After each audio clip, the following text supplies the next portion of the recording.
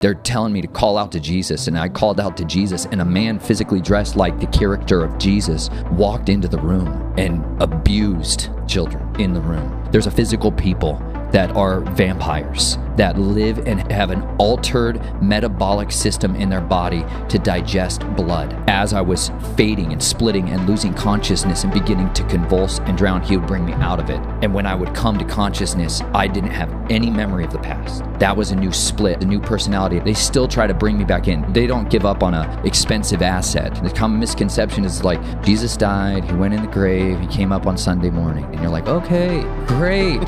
They folded the linen nice. Not at all what happened. He went to war immediately. If you put your faith in him, you're immortal until he says otherwise. You guys were married, you'd wake up the next morning and not realize that you were married. Yeah, I'd wake up with like blood under my fingernails and stuff in my trunk I had to get rid of. What I'm about to ask you, is God fully trustworthy? And why? Why do you trust him? Hey, before you get into this episode, I want to warn you legitimately, there's some caveats, and I want us to just slow down for a second before we get into this. First and foremost, if you listen to this with children or if your kids are in the room, I would advise this to be an episode you don't listen to with kids until you listen to it first and you kind of figure out whether it's appropriate or not. I just know that a lot of people do listen to these in the car where kids are present. I'm putting a parental warning on this one just because of how the intensity and the depth that it goes into. The second is, if you have been in your past, if you've been subjected to extremely traumatic situations, abuse, SRA, there might be details in this episode that could trigger those memories as well. So just be careful and maybe pray about it where you are when you listen to it and when you listen to it. This is one of those episodes that actually just kind of marked me. I've never had met this person before. I had read his book, but I can tell you that it's very rare for me to get to a place where I'm like broken in the middle of an episode and don't know how to respond. And then even after the episode, like I've just been broken by it. So I can promise you a couple of things. There's revelation in it. It will cause repentance. It's obviously fascinating when you listen to it and you get through it. But I do just want to warn you ahead of time that this man has been through things that no one should have ever had to go through. And he shares about some of them and the way that the Lord healed him through it. And so just keep that in mind. I know a lot of people they see an episode, they hit play, but if you're in mixed company, if you have kids in the room, wait on this one until you're in kind of a place where you can vet it first. Love you guys. See you inside. Everyone wants to get to the high places, but if you want to go high, you first have to go deep. What's up, everybody? Welcome back to the Deep End. How are you, Jake? Wonderful. You're back in Nashville for the first time. It's good to be home, dude. In history, Yeah. And then you're leaving today. I'm leaving right after this. We can't even hold you down for more than a day. I know. It's awesome. I know. I'm excited about today. We have a new friend whose name is Nathan Reynolds. What's up, sir? How are you doing? Thanks for being here. It's an absolute joy to be here with you, Taylor and Jake. Glad to meet you guys in person. Let me tell people just a little bit about who you are if they are not aware, and then I want to say something specifically to you before we get going. Nathan Reynolds is an author, international speaker. I learned about this word today, a permaculture farmer, which we can break down later. You're a spiritual warfare, you would say expert, consultant. Rookie Right. on his way, bro. Inevitably learning and losing and winning. Literally the varsity squad of spiritual warfare from where I sit. But you were raised in a Luciferian bloodline. You call it the family's criminal empire that you kind of came up out of. And I've seen some of your stuff, and it is insane that a human being could go through what they've gone through and still be functioning as a human being right now. And we're going to get into some of the history, but we're going to also talk about the power of Jesus and how he overcame that past and what you're doing. But I want to tell you just personally that I am grateful that there are people like you that will pay the price of talking about these things, because it is difficult. it comes with a level of, I would assume, traumatic relapse sometimes. I would probably guess that when you're done speaking about these things, it's probably sometimes difficult to get yourself back into a place of peace. And so you could very easily disappear. And you chose not to. So on behalf of not only myself, but millions of people who are seeing Jesus because of what you're saying, thank you for paying the price to be here and to share these things. You can just thank him. I'm a dead man walking. If he's that's it, man. I'm a dead man walking. Yeah. But he made me alive. Well, here you are. Thank you.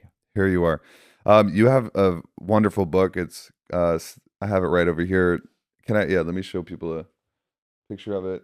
This is the book. Feels beautiful. It's super nice. And what's it called? Snatched from the Flames. And in this book is a lot of the stories of how you were raised and programmed and saved and all that stuff. But I think we should just start with the beginning. You were born into a Luciferian bloodline, and a lot of people don't even know that those things exist. Can you maybe take us back and like, how did that work? How do you know you were born into a Luciferian bloodline? And do people still even track that? Like, there's a world of Christians who don't even believe that this stuff exists.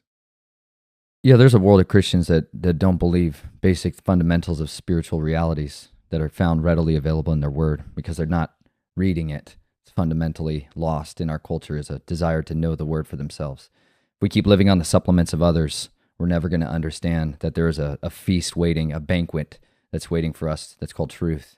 And it's uncomfortable and it's brutal and it's absolutely riveting and more thrilling than anything people could ever hope to find in this artificial simulation of the world. Yeah, Matrix. The Matrix. There is the world is far more exciting. I'll tell you that much, and terrifying all at the same time. But families that most Americans, Western civilization, modern, comfortable Christianity to get raised up in, have done away with all of these kind of old things we read about in the Bible about, people worshiping idols, people passing their children to the fires of Moloch. This stuff becomes this lost, distant memory that has no bearing on their modernity.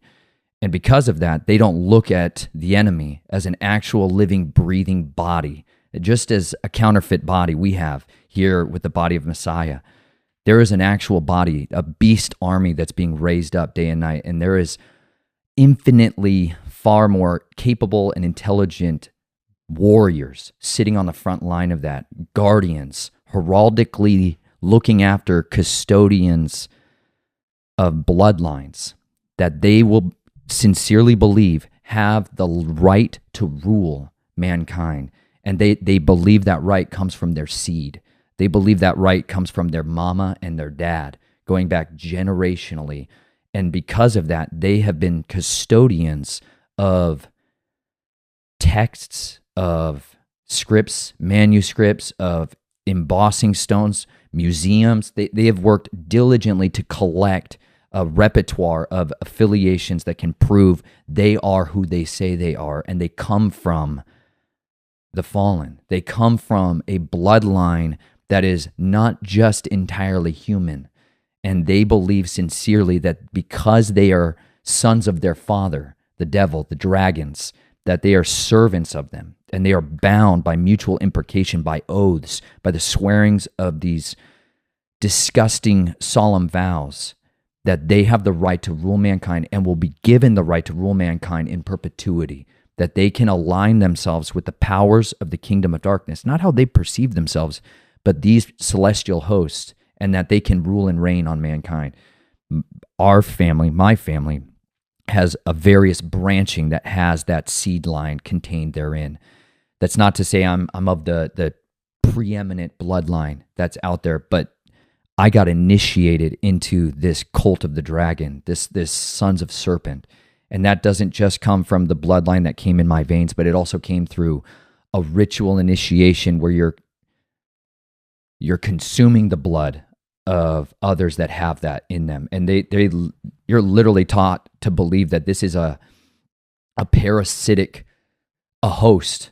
You become the host for this parasite, that this seed will live in you, and it will give you intelligence, it will give you power, it will give you wealth, it'll remove, I believe that it's really offering the removal of some of the effects of the curse that was initiated on mankind in the garden and on the dragon in the garden. And it's trying to mitigate both sides. We are parasitically given over to them so that they can mitigate the curse of crawling on their belly and eating dust all the days of their life. And we, in exchange, are being offered, hey, it won't be so hard to make money and eat and get food out of the ground and have childbirth. And there's this exchange offered to us that makes it so enticing. And at the stage in my life where I was, when that covenant was offered to me, when I could enter into the covenant of death that was promised to me, because my family were heraldic carriers of the seed of this death, and not some ethereal concept that we read about lowercase d when somebody's died or passed away, but the actual entity that embodies a throne in reality that will rise again and ride against the nations and be given authority over a third of the earth or a quarter of the earth to kill with the famine, with pestilence, with sword and the beasts of the earth. That death, like it talks about in the book of Hosea, the one who was, where is your sting, O death? That Sheol will be swallowed up. That death, that entity is who I was covenanted with and bound in this oath with. And I was offered a power that I was so desperate for. I was offered a freedom that I was longing for, because up until that point in my life, when I was a real young boy, I had only known inescapable suffering. I was convinced there was no way to escape suffering and agony and torture and trauma. I was convinced that there was no such thing as freedom for somebody like me. And so when somebody came into the room that offered me that, I was all in. But it's not to just say that offering came lightly. Like it's almost like a play that they'll set up. You go through a lot of this trauma, and then they start telling you to call out to Jesus. Like, call out to Jesus. He'll save you. Like, while you're being abused, while people are defiling you, call out to him. Demons aren't scared of his name. You know what I mean? They're scared of his authority. They're scared of who he is, not the name. They're telling me to call out to him, call out to Jesus. And I called out to Jesus, and a man physically dressed like the character of Jesus walked into the room and abused people, children in the room. It shatters your hope of who he is. It ruins your identity, because you begin to correlate. That's Jesus doing that and not seeing who he is anymore at all. And then they literally took this man and beat him bloody after we called out to the name of death. I don't use his name. We called out to this other mighty one, and he came into the room and beat him up and put him on a crucifix and physically murdered him and used us to do it. Use us to execute justice on him, that he's a monster, and we killed him with him.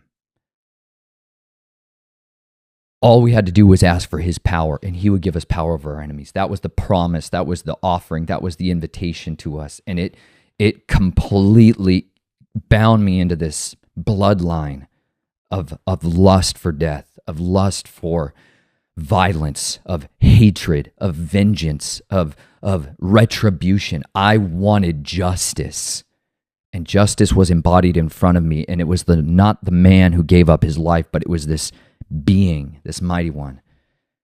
That is how I was brought into this bloodline.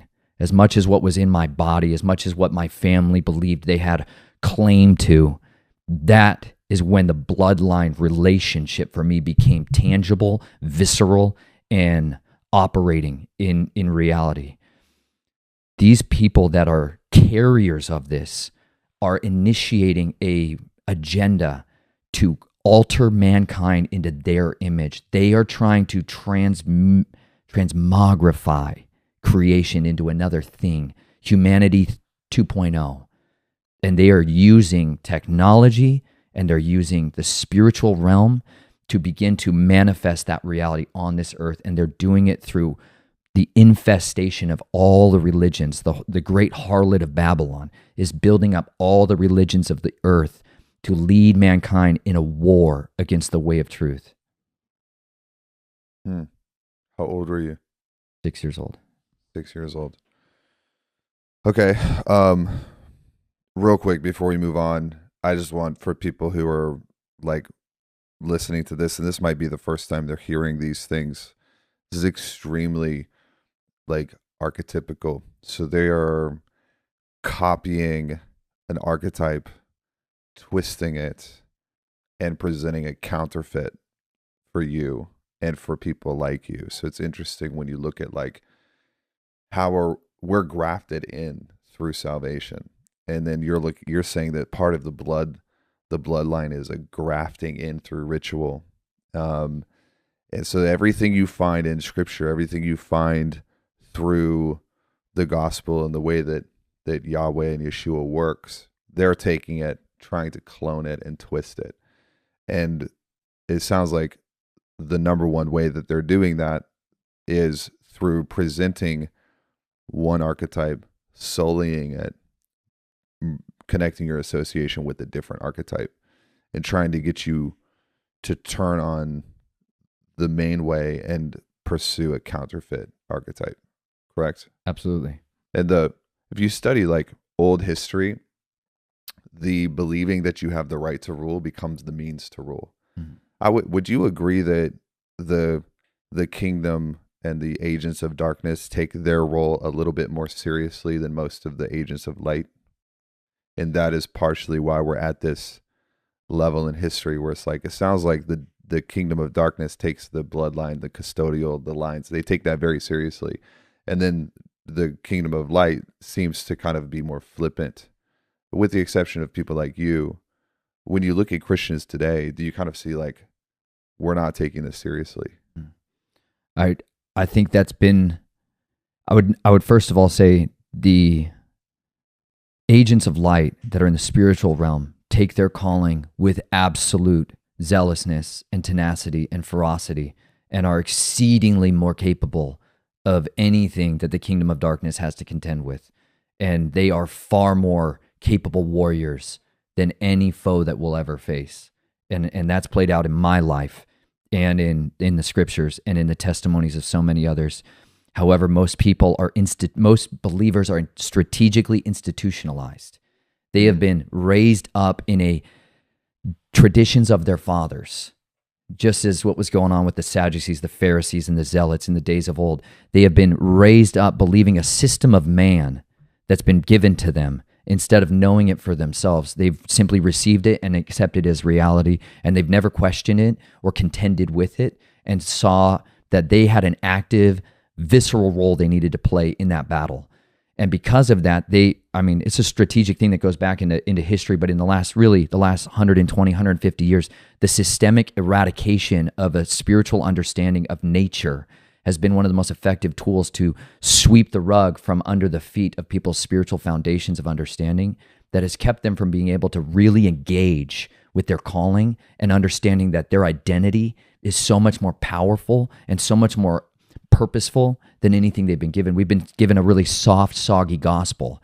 And because of that, people are eating their bread and water all mixed together in this puddle called porridge. And they're not understanding that they've lost the unbelievable meat of authenticity that's waiting for them if they would call upon the King of Glory, Yahuwah Elohim Sevaoth, as I came to know him, the Creator, the Lord God Almighty, to use them as an agent to destroy the works of darkness. Like it said, for this reason, the Son of God manifested to destroy the works of the devil.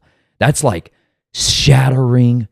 I never heard that verse in the Bible preached in the church, like not once. And yet that's his mission statement. That's like what's printed on the door or on his badge. And yet that wasn't my reckoning of who Jesus was. I was raised in a Christian house. I was raised inside the church, seeing Jesus played out in all kinds of different facets over the years, many different denominations. And yet I didn't see people going and taking that power and destroying the works of darkness. And I needed that to have belief that my Messiah, Jesus of Nazareth, was warrior. He was like, to understand that Yahweh is El Shaddai. I didn't understand any of these things. I didn't know it, but I'd read about it a little bit and have some hope. But I didn't see it manifested in the flesh with people because they were trained to be weak. They were made. I mean, if you had the enemy's power, you'd make them weak too. Yeah. You'd do everything in your power to keep them from coming to understand the true power that was available to them. Yeah, it makes sense. I want to talk about the family because you were raised in a Christian family that was also Luciferian. I think people are like, they won't understand that. So we need to talk about that. But before we do that, you're 6 years old. You see this, this not the real Jesus. It's can't be. It's a fake version of Jesus. When did you meet the warrior, the real Jesus, the Messiah?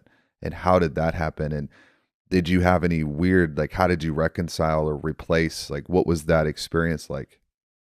Well, there was a fundamental aspect that is necessary to understand how this plays out is there's, in that trauma that's taking place early on, that's a very scientific method that's being applied to create a shattered state inside the soul, inside the mind, the will, the intellect, the emotions. When a person is going through that level of trauma and inescapability, especially from the early ages of conception on to 6, 7 years old, there's a gift that's been given to us to survive called dissociation, where our physical body cannot escape a situation. And so our mind will physically separate itself. They call them now, in modern language in neuroscience, trauma neural networks, in pockets of the brain that will physically, in our neurons, isolate themselves from the rest of the brain, take the trauma and put it there. People that have horrific car accidents and are yet conscious during the thing have no memory of it. That's dissociation. That's your body giving you a cushion because you got to survive until you can deal with that. Mm-hmm. That's been weaponized by these families for thousands of years. They've been weaponizing the means of creating split personality programmed individuals. Today we call it multiple personality disorder or dissociative identity disorder. But back then that was a way of governing and ruling and controlling not only the elite, but also those that were subservient to that. And that creates these split personalities. And you're predominantly given a left hemisphere and a right hemisphere between those, a day walker and a night walker. And the vast majority of the trauma, the abuse, and the programming happens with that night walker side. And so that side is the one that's taking the pain. It's taking the torment. It's learning the dark ways, and it's becoming adept in the ritual world. And then your day walker is the one that is around in the normal surface life. That is where the joy is. That's where the hope is. That's where the life is, the purpose is. That's where the getting through the normal day-to-day is. But that is where the Christian family operated. That was where the surface dwellers lived. And my family had my direct people that were raising me, people. They sincerely are believers. And that's going to be really hard for people to understand. In almost all your interactions with them, it would only ever be the Christian person. It would only ever be the light person. It would only be under people that knew how to bring out the other personalities during ritual days like Beltane or these other feast days and festivals for the arcane occult. Those personalities would come out. But that shifting between personalities is governed very heavily in the early years of your life. And later on, the programming, they believe, is so set up that it won't fail. And there's strategic implantation of demonic forces, gatekeepers and watchers that are put inside the system to help enforce these things and keep the secrets, This is like perpetually imbued into you. And so, yes, my family would go to church, was active in the church, but there was the other side of my family that would come out when Dad wanted to take me for a hike and drop me off with somebody else. There was the other man that would show up to put my mom back into programming when she was getting out of it. But otherwise, you would never know that when you're interacting with him. It was not visible. Later on, like I share in the book, and I've shared before, that mask began to peel off as the real power encounter happened for me in getting my deliverance and starting to see these strongholds come down, and that veneer of other came out. But my first power encounter with Jesus came when I was 7 years old. So just it was really a few months after that covenant happened. And I was sitting on a little couch like you have here. And my family had this little TV, and I was picking these little polyester pillows off of it and just pulling pieces off of it. And they were going to steam clean the house because it's nasty stuff happened there. And my mom just turned on the TV and walked out of the room. And this arena was on the screen, and it was these guys who were yoked bros, like Hulky level, like studs, world's strongest men, like literal world champions, strongest men were on there in these little wife beater, hilarious shirts and shorts. And they were just bending bars of rebar and ripping these phone books in half and doing all these mighty acts. And I was just like enamored, like, whoa, I'd never seen anything like that. I'm like, come on, son. Yeah. And they're doing all these crazy stuff. And they're just like, bro, they're out of control, raging, like just rocking it. And they start talking about strength, and they start talking about power, and they start talking with authority about this thing. And this one guy, and I still don't know who he is. People have sent me stuff now over the years trying to figure out, like, who is the guy who preached the gospel to me, that gospel. I'd heard the gospel message, the churchy pastor standing on the stage, altar call, invitation stuff plenty of times. I was acquainted with the story, but he preached a gospel that Jesus had power that was greater than anything he had. He's like, none of this makes me strong. He humiliated himself in front of everyone. He admitted that the power that we were seeing demonstrated was nothing. And I'd never heard a strong man say he had no power. I'd never really heard that. I'd seen lots of people that were powerful flaunt it. I'd seen people that were exceedingly powerful use it, weaponize it, revel in it. I'd never seen meekness.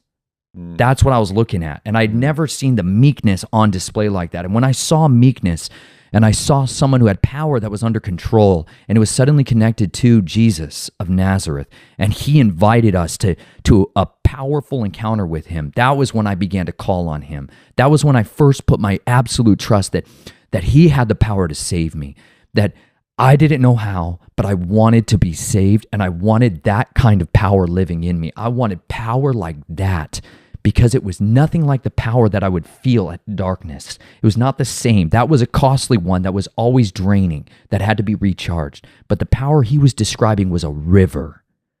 And I knew a lot about water. I knew what water brought. I knew about water and the power of a flowing river, powers nations, alters ecosystems, forever terraforms the earth.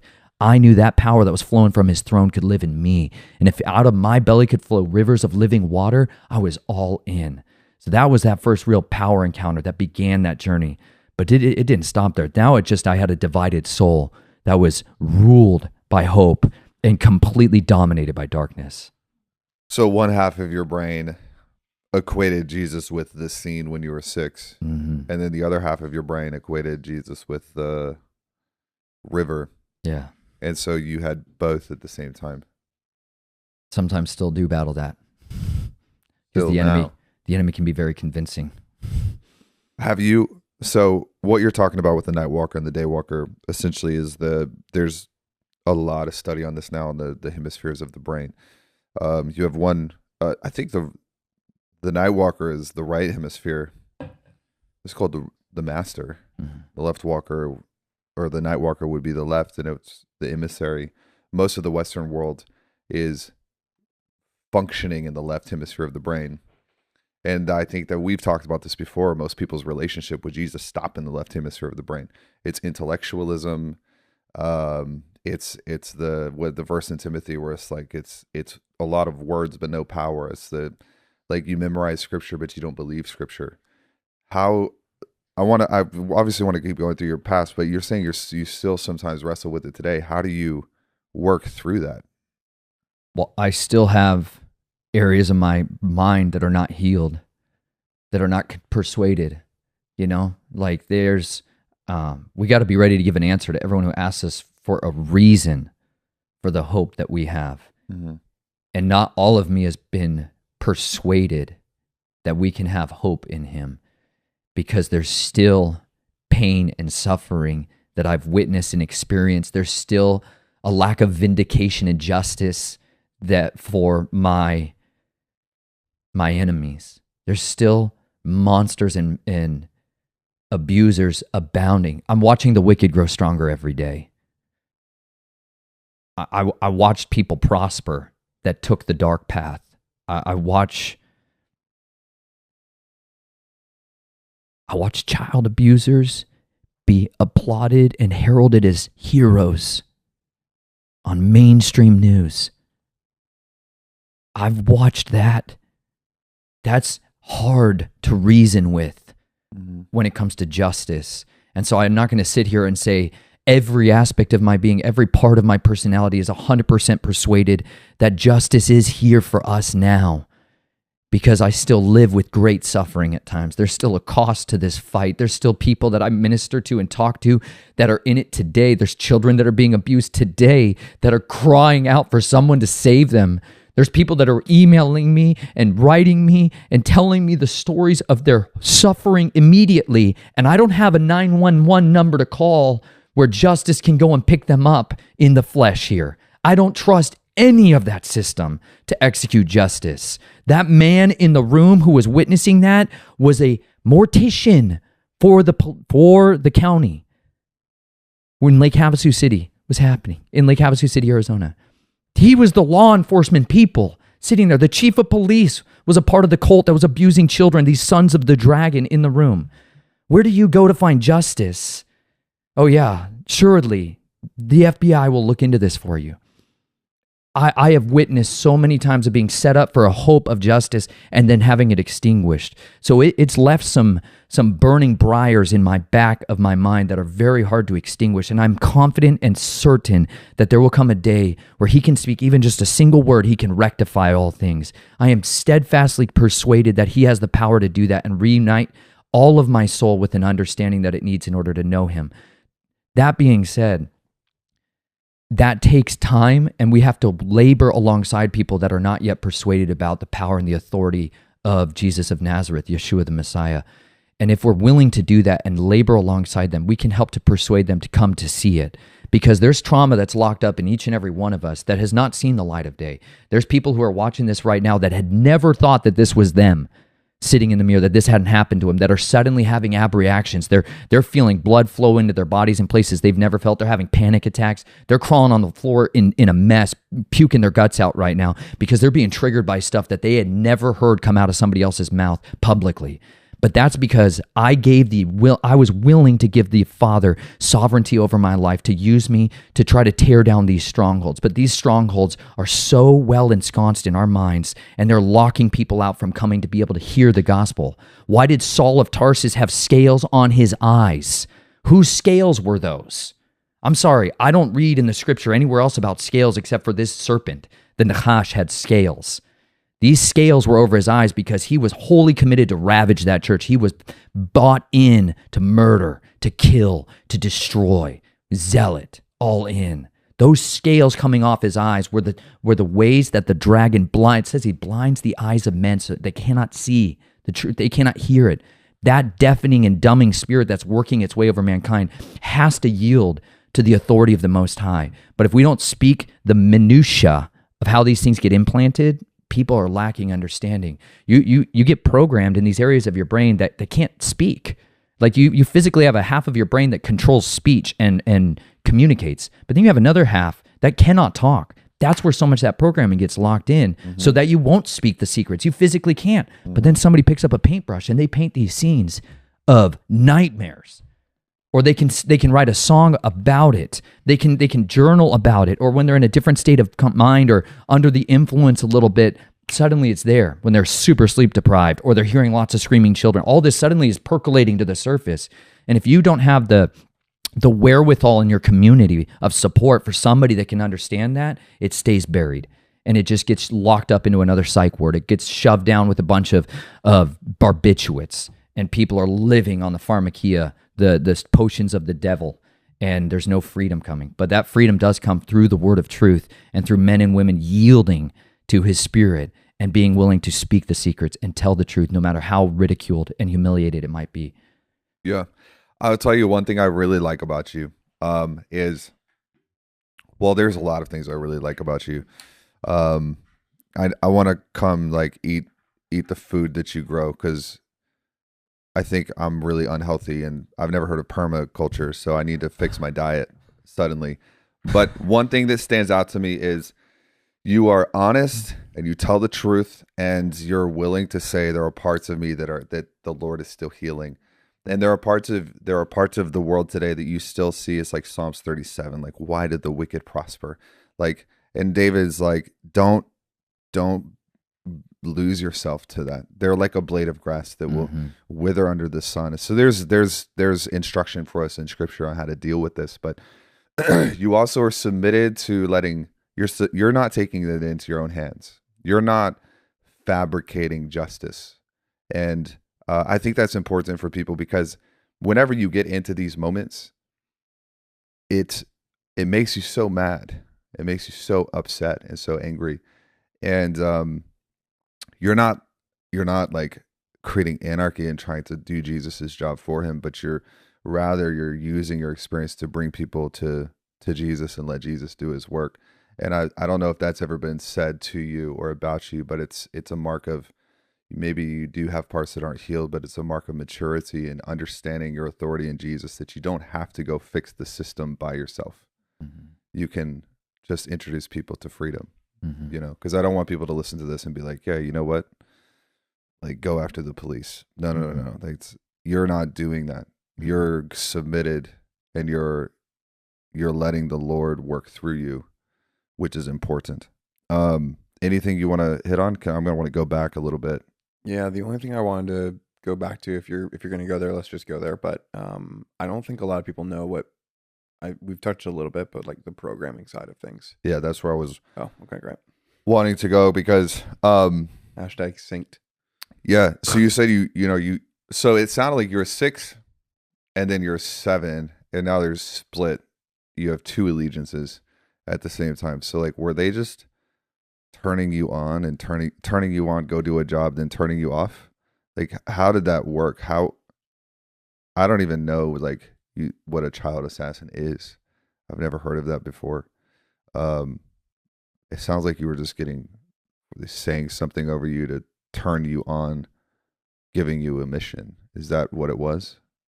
Well, most of it is not missions. Most of it's not exciting like any of that side of it. Most of it is, especially early on in my life, most of it is being used as currency, child exploitation, compromising other people by abusing me and filming it, setting people up and documenting, like honeypot stuff, honeypots operations. And so early on, a lot of it is grooming. A lot of it is learning how to operate inside a world of prostitution and of detestable things. So inside the lodges of the Knights of Columbus, there's a church in Lake Havasu, church, loosely said, Our Lady of the Lake Catholic Church, where these men would engage in these rituals with grandsons, and then bring them there the next day, using the sacraments for this ritual magic, and then using them the next day. That is what a lot of it was. And but how much of that programming, or since you were asking a bit more just about the programming, that a lot of that programming much more comes in those early patternings of the trauma that's taking place, and of teaching you. Okay, for example, my grandfather would take me to, when I would actually get to his house, there was a lilac bush that was in front of their house. And if during the season when a lot of this would happen, it would be in bloom. And that smell began to be what was brought in, an essential oil would be brought around as a means of triggering that side of my personality to come out when we entered Grandpa's house. Every time we'd enter Grandpa's house, that smell would be there, and then there would be specific pressure points that were pressed on my body as I was going into the house to bring up the various different personalities that were needed. And other times when they wanted to change that, smell is the fastest way to access memory. That's why it's used. One of the most heavily utilized ways of bringing triggering around is because it bypasses almost all the other neural pathways immediately. It's the quickest way to access memory. And that would bring up a different personality. But if they want to create a new fracture, a new split, he would take me into the bathtub They had a big walk-in bathtub, like big tile, like deep. And he would drown me, hold me down there as I was drowning. And as I was fading and splitting and losing consciousness and beginning to convulse and drown, he would bring me out of it. And he would clear my airway and he would resuscitate me. And when I would come to consciousness, I didn't have any memory of the past. That was a new split, a blank slate is what it's called. That blank slate now is a new personality, and I'm actually bonded to that man as my savior. He saved my life. He rescued me. I love him. I'll do anything for him. And you're in a fugue state, a dissociative state. You're very much impressionable. That's how a personality can get created. It's not always to that extreme. Once a lot of this patterning happens, it can be done with substances. It can be done with shocks and scares and frights. This is why a lot of the haunted houses and these kinds of things are used. Why the amusement and entertainment industry are what they are is because they're literally utilized by handlers to trauma and program different new assets. And so that personality that's now bonded to him as the master now can do his bidding. And anytime he wants to bring that personality up, he could take me into the bathroom and show me the tub. That can be it. So, or somebody can come along when I'm in Flagstaff, Arizona, 150 miles away, and show me a picture of that tub and call the name of that personality out. Or it can be a specific ring that somebody wears that during the programming session, they hold up the ring and teach you about this and give your name, your identity is bound to that. So when that ring is manifested, or a necklace or a piece of jewelry or a specific color and pattern of a shirt and ensemble is brought forth, that's when the personality is brought forward. Or you'll see checkerboard floors are used because it's that duality of those two parts. That's why it'll be in the entrance of people's homes to trigger those personalities as they go in. This is why you'll see it in elite circles or in specific types of temples and ritual chambers, because they're bringing forth these other personalities, and with them, the spirits that accompany it.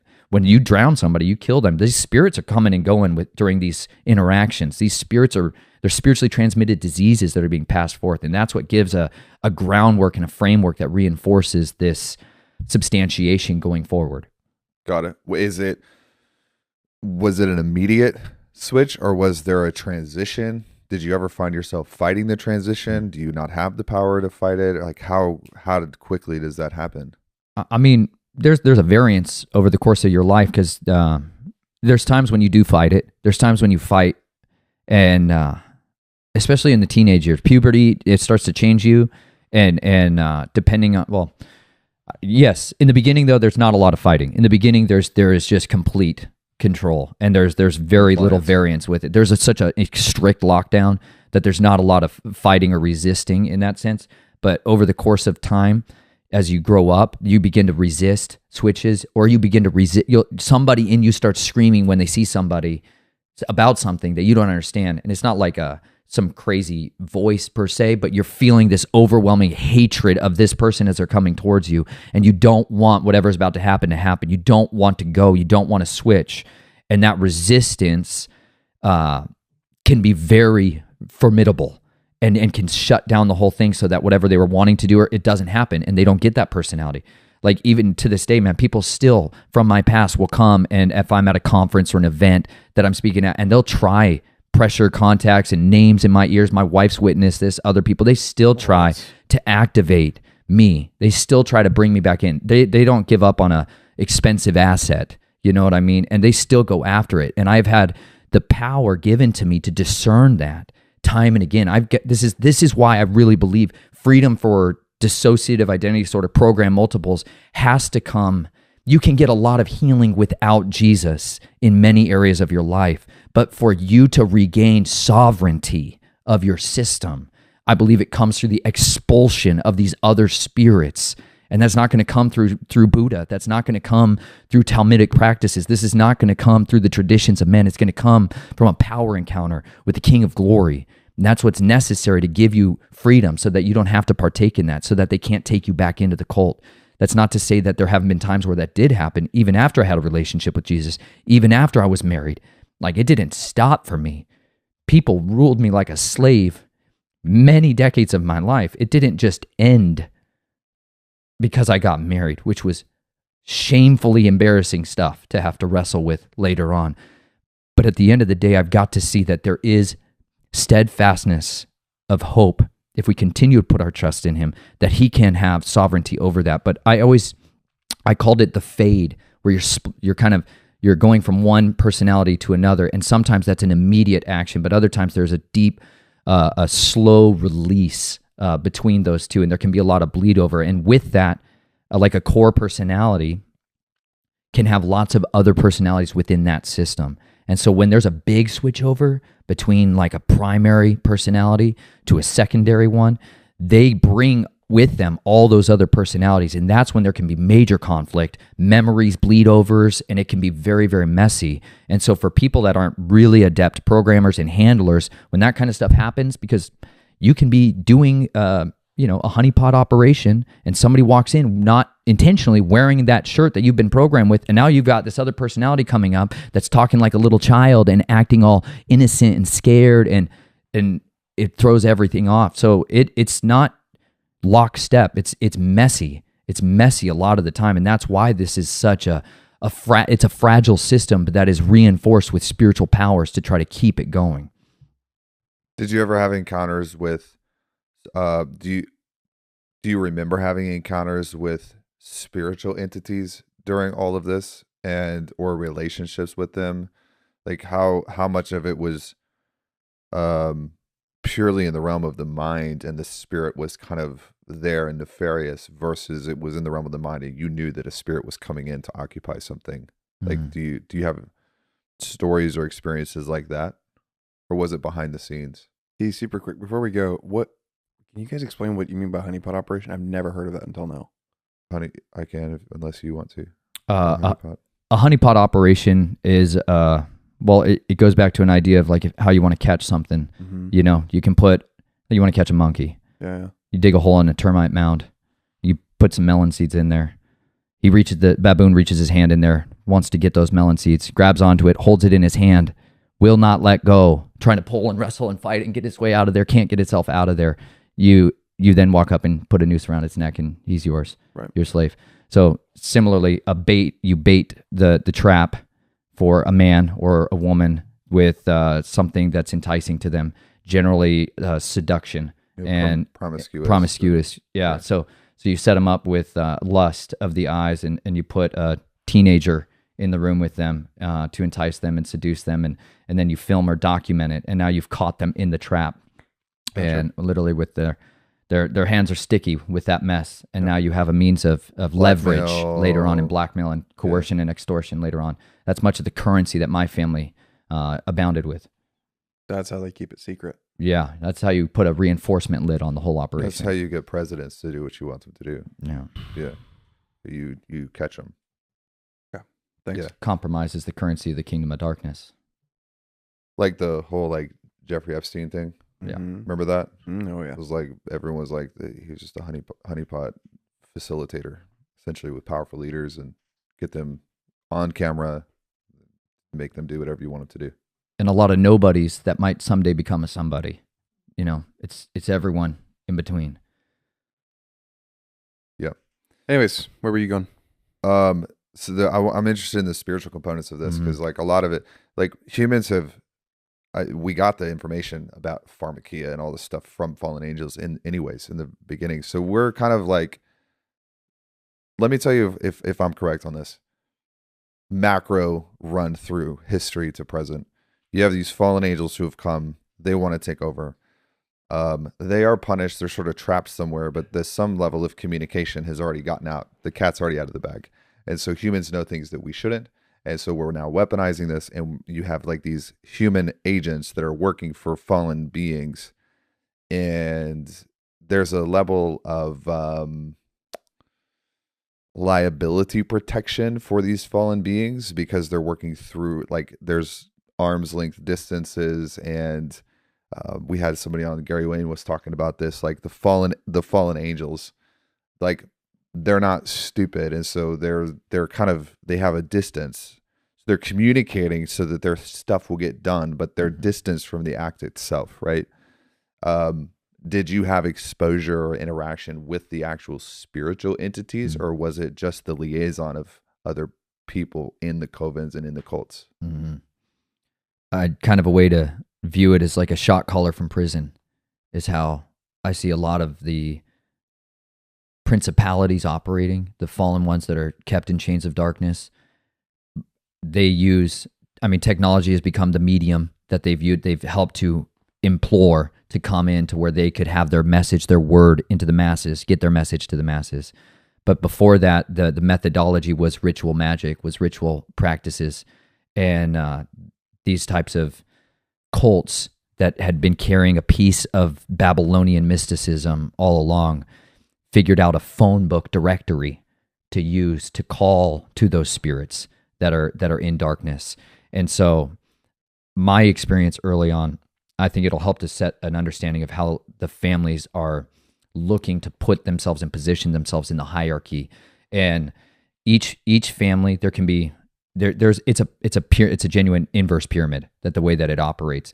And there's a hierarchical ranking structure for that, based off of, on one side, your bloodline gives you access to the kingdom, and then your actions, your works, help to substantiate your ranking in that hierarchy, and it can change. And so that's why there's feudal systems. That's why there's fighting between these families, and that's why there's different agendas that they are endorsing and advocating, because they believe their methodology is going to persuade the forces of men to align with them. But there's a lot of conflict.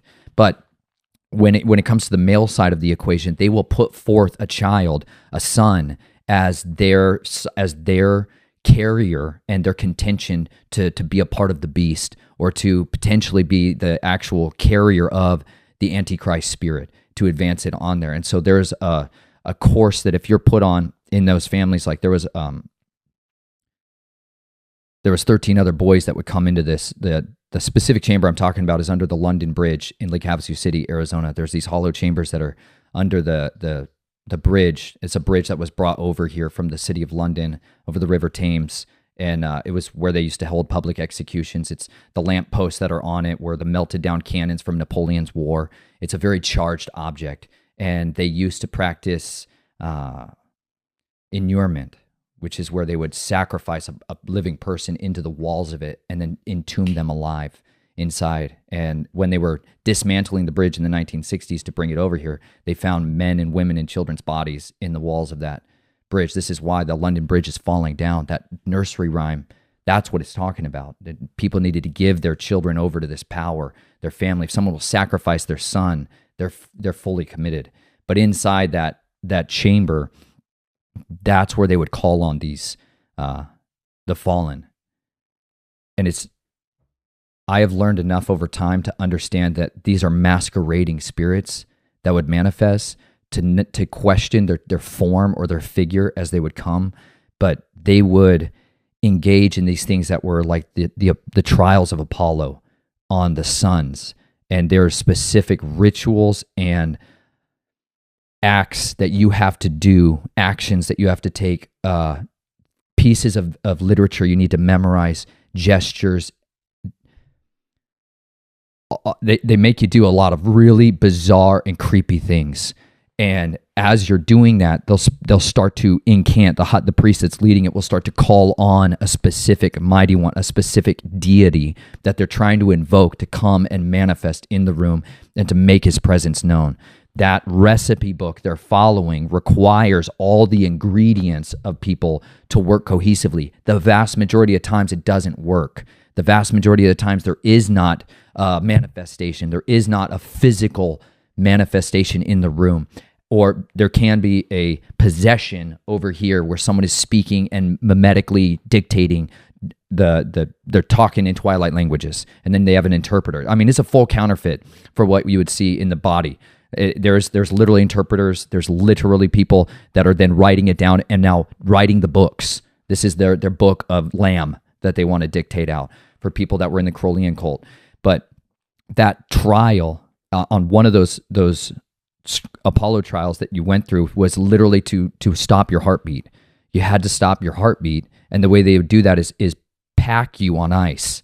To literally pack your body with ice to lower your respiration, lower your heart rate, lower your body, and bring you down to where you become dead. And when that happens, you have a priest who's casting your spirit, casting your soul into Sheol, and he's trying to make you go down and commune with these serpents, that are held in prison, and that it's physically an experience I went through, seeing this lake of chaos and the dragons of confusion. There's all this stuff that's happening that's real inside the earth. And you're sent down there to relay a message and come back as an ambassador who's been born again, raised from the dead, and has the divine right to carry the seed of the serpent, the words, the breath of that deity on the earth, and dictate his law. That I physically went through, and my spirit went through, and soul went through. That's playing out constantly now as people are beginning to dabble in the occult and being initiated into these dark forces. They're trying to participate with these spirits, but they physically will come into the room. You will not just a felt presence, physically manifest in the room, and they will look like a man. They will look like a monster. They will look like an animal. They can look like all kinds of things because they're metaskizmazotoi. That's the word in Greek when he says, marvel not that Satan transforms himself as an angel of light. That's metaskizmazotoi. They're shapeshifters.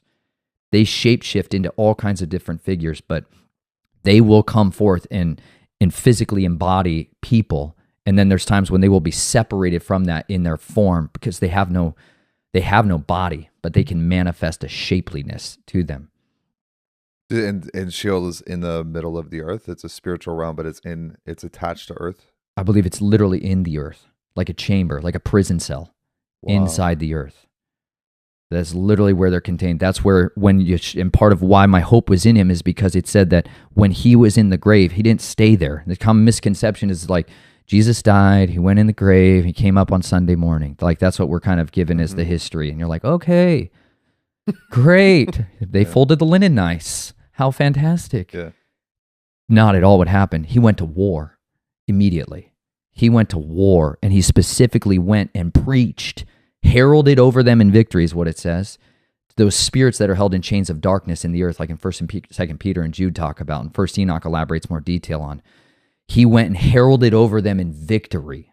He preached the gospel of his resurrection to them to let them know what's up. Their fate is sealed forever. They're not getting out of this. There is no victory lap that they're going to run someday when the beast and his prophet are going to rise. They are defeated. And it says he took captivity captive. It says he took the keys of death from the devil who had them. That means nothing to most people, but when you come from a world like mine, that's the verse that sets you free to understand. If I'm in a covenant with death and he's not actually in charge of death, if the devil's not in charge of death, I don't have to submit to the devil. That means the devil has to submit, not only the devil, death himself has to submit to YAHSHUAH. The King of Kings has the keys of death. He has all authority over him. He can tell him, stop, he'll stop. He has to be obedient to him. That's the thing that breaks down the covenants of the kingdom of darkness, is he has the authority. The keys of David are a lot more than just some kind of jingly bits on the end of somebody's keychain.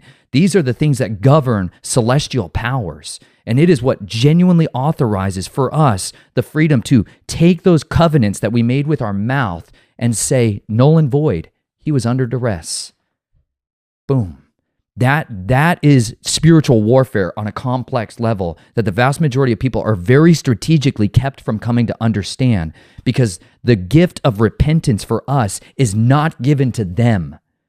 Clear distinction. They don't have the right to repent. They were immortal. They've seen the glory of Elohim face to face. They've known his power, his might, his majesty. They have witnessed it from creation. And yet they rebelled. No forgiveness, no mercy, no blotting out of your sins. That's what he's preaching to them.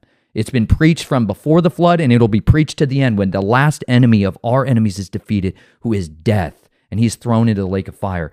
But if we don't know that that level of darkness and oppression and power can be subjugated in the Most High's name, if we don't understand that he has given us dominion on the earth, that we genuinely can take back the keys of death from those who have them. There's people that are desperately believing that the deal they signed with the devil or a demon or a music company they believe those things have bound them forever.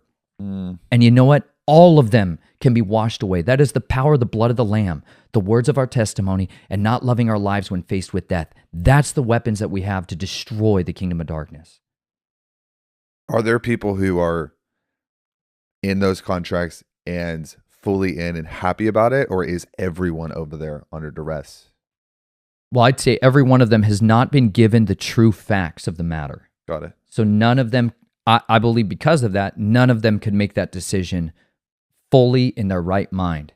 Nobody explained the minutia of the terms and services agreement to them by design. It's, well, how many of us have clicked that button and said, I agree, and then later on we're like, what the heck are you talking about? What did I sign? What did I sign? Yeah. You know, like these people that are gathering there in those honeypot operations, going through these ceremonies, swearing oaths of allegiance to YAHSHUAH, to Gnosis, to all these different things. They're like, they think it's fairy tales. They're like, it's just a play. It's just some silly thing we do. It's just like a practice. We've been doing this for a long time. Yes, you're going to put on an outfit. We're going to roll your pant leg up. I know, it's kind of silly, but that's how it's portrayed. Wow. That's how it's a masquerading joke to those that are not serious, to devotees. Oh yeah, you're coming into the most guarded, sacred space. Like, it's very different representation. But these people are con men. Their job is to convince you that what you're going through is only for your benefit and good. You're just, I mean, yes, we only have 4 degrees in the Knights of Columbus. There's only 4 degrees to our order. And by the time you're at the 4th one, you know, you're in a good brotherhood with other guys, a businessman, insurance company, right? But to the other initiates, they are being initiated into a totally deeper level to this. They are learning the secrets that most do not get. Most people that agree with the words of their mouth to this have no idea what they actually are a part of, and are readily eager for an opportunity to come out. That strong delusion that's over them, this is why we need to intercede on people's behalf that are under this strong delusion. Why my contention is, and I tried fighting physically. It's not to dissuade people that are angry about hearing these things and want to go fight. I tried that.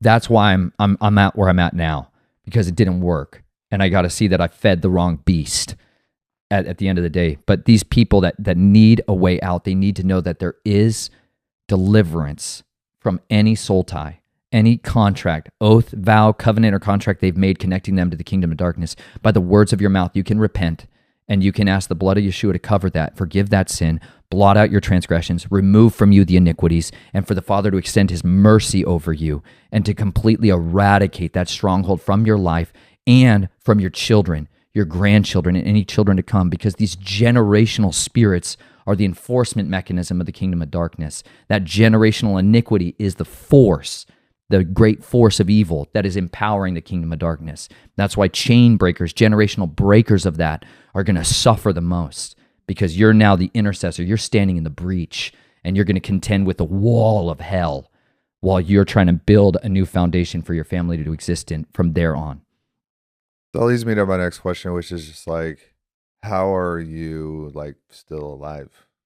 Like, I'm assuming they came after you, and probably you mentioned earlier that they still try to program you and bring that back. And it sounds like the Lord is giving you discernment when that's happening. I guess I have 2 questions. Like, when you do get discernment, like at a conference or something, and someone comes up and whispers your name and tries to program you, like, what do you even do in that moment? That's the first question. Well, first response to that, there's you have my book right there. Yeah. This was one of the best weapons that was ever given to me, and I printed it in the very last pages of this book, which is in the section called Resources. And then you can go to my website, snatchedfromtheflames.com, and these are prayer resource tab. This is a morning prayer, an evening prayer, and a prayer for trauma and fragmentation. There's also prayers about generational curses, separating of soul ties that came from sexual union. But a lot of this came from a ministry by Dr. Michael Lake and Mary Lou Lake. Kingdom Intelligence Briefing is their main platform. But his wife, he grew up as a pastor, seminarian. He was the president of a seminary back in the 90s. You know, Baptist guy, all diehard in the wool Baptist dude. Yeah. And back in Ozarks, Missouri, and he and his wife started having these crazy interactions with people that are part of these cults and covens. And his wife was a program multiple, and she was from that area, been programmed and used in the military and by these witches that were out in that region. And as she began to get deliverance, they went after her and they wanted to shut it down. And he came from more of a cessationist let's say, background. And so Uh-huh. he's like, what the heck is this stuff Yeah. that's going on there? And I mean, witches were manifesting demons and crawling through their car. I mean, it was like the spiritual realm ripped itself apart, and it was overt in front of their face, and they began to experience it full on for themselves. And this is back in the early 90s when there wasn't lots of YouTube, go find out what's going on with this stuff. They were kind of on their own and asking the Father to reveal these things to them. They wrote an excellent book I highly recommend called What Witches Don't Want Christians to Know. It's by Mary Lou Lake. And these were the prayers that they found to be effective tools at combating not only the spiritual realm that you're dealing with on a daily basis for most people, but then their trauma and fragmentation prayers were specifically built over time to help to learn how to shut down these programmings, how to bind these spirits that are put into the systems, and how to allow memories to come forward, but to buffer the emotions, because this stuff is designed like landmines inside you. Booby traps are built into the system so that you'll go into a psychotic break and check yourself into a psych ward where they have handlers, where they have programmers to put you back in and send you back out. They have built this system to be reinforcing later on when you're gone and you're away from creepy grandpa Ned who is abusing you.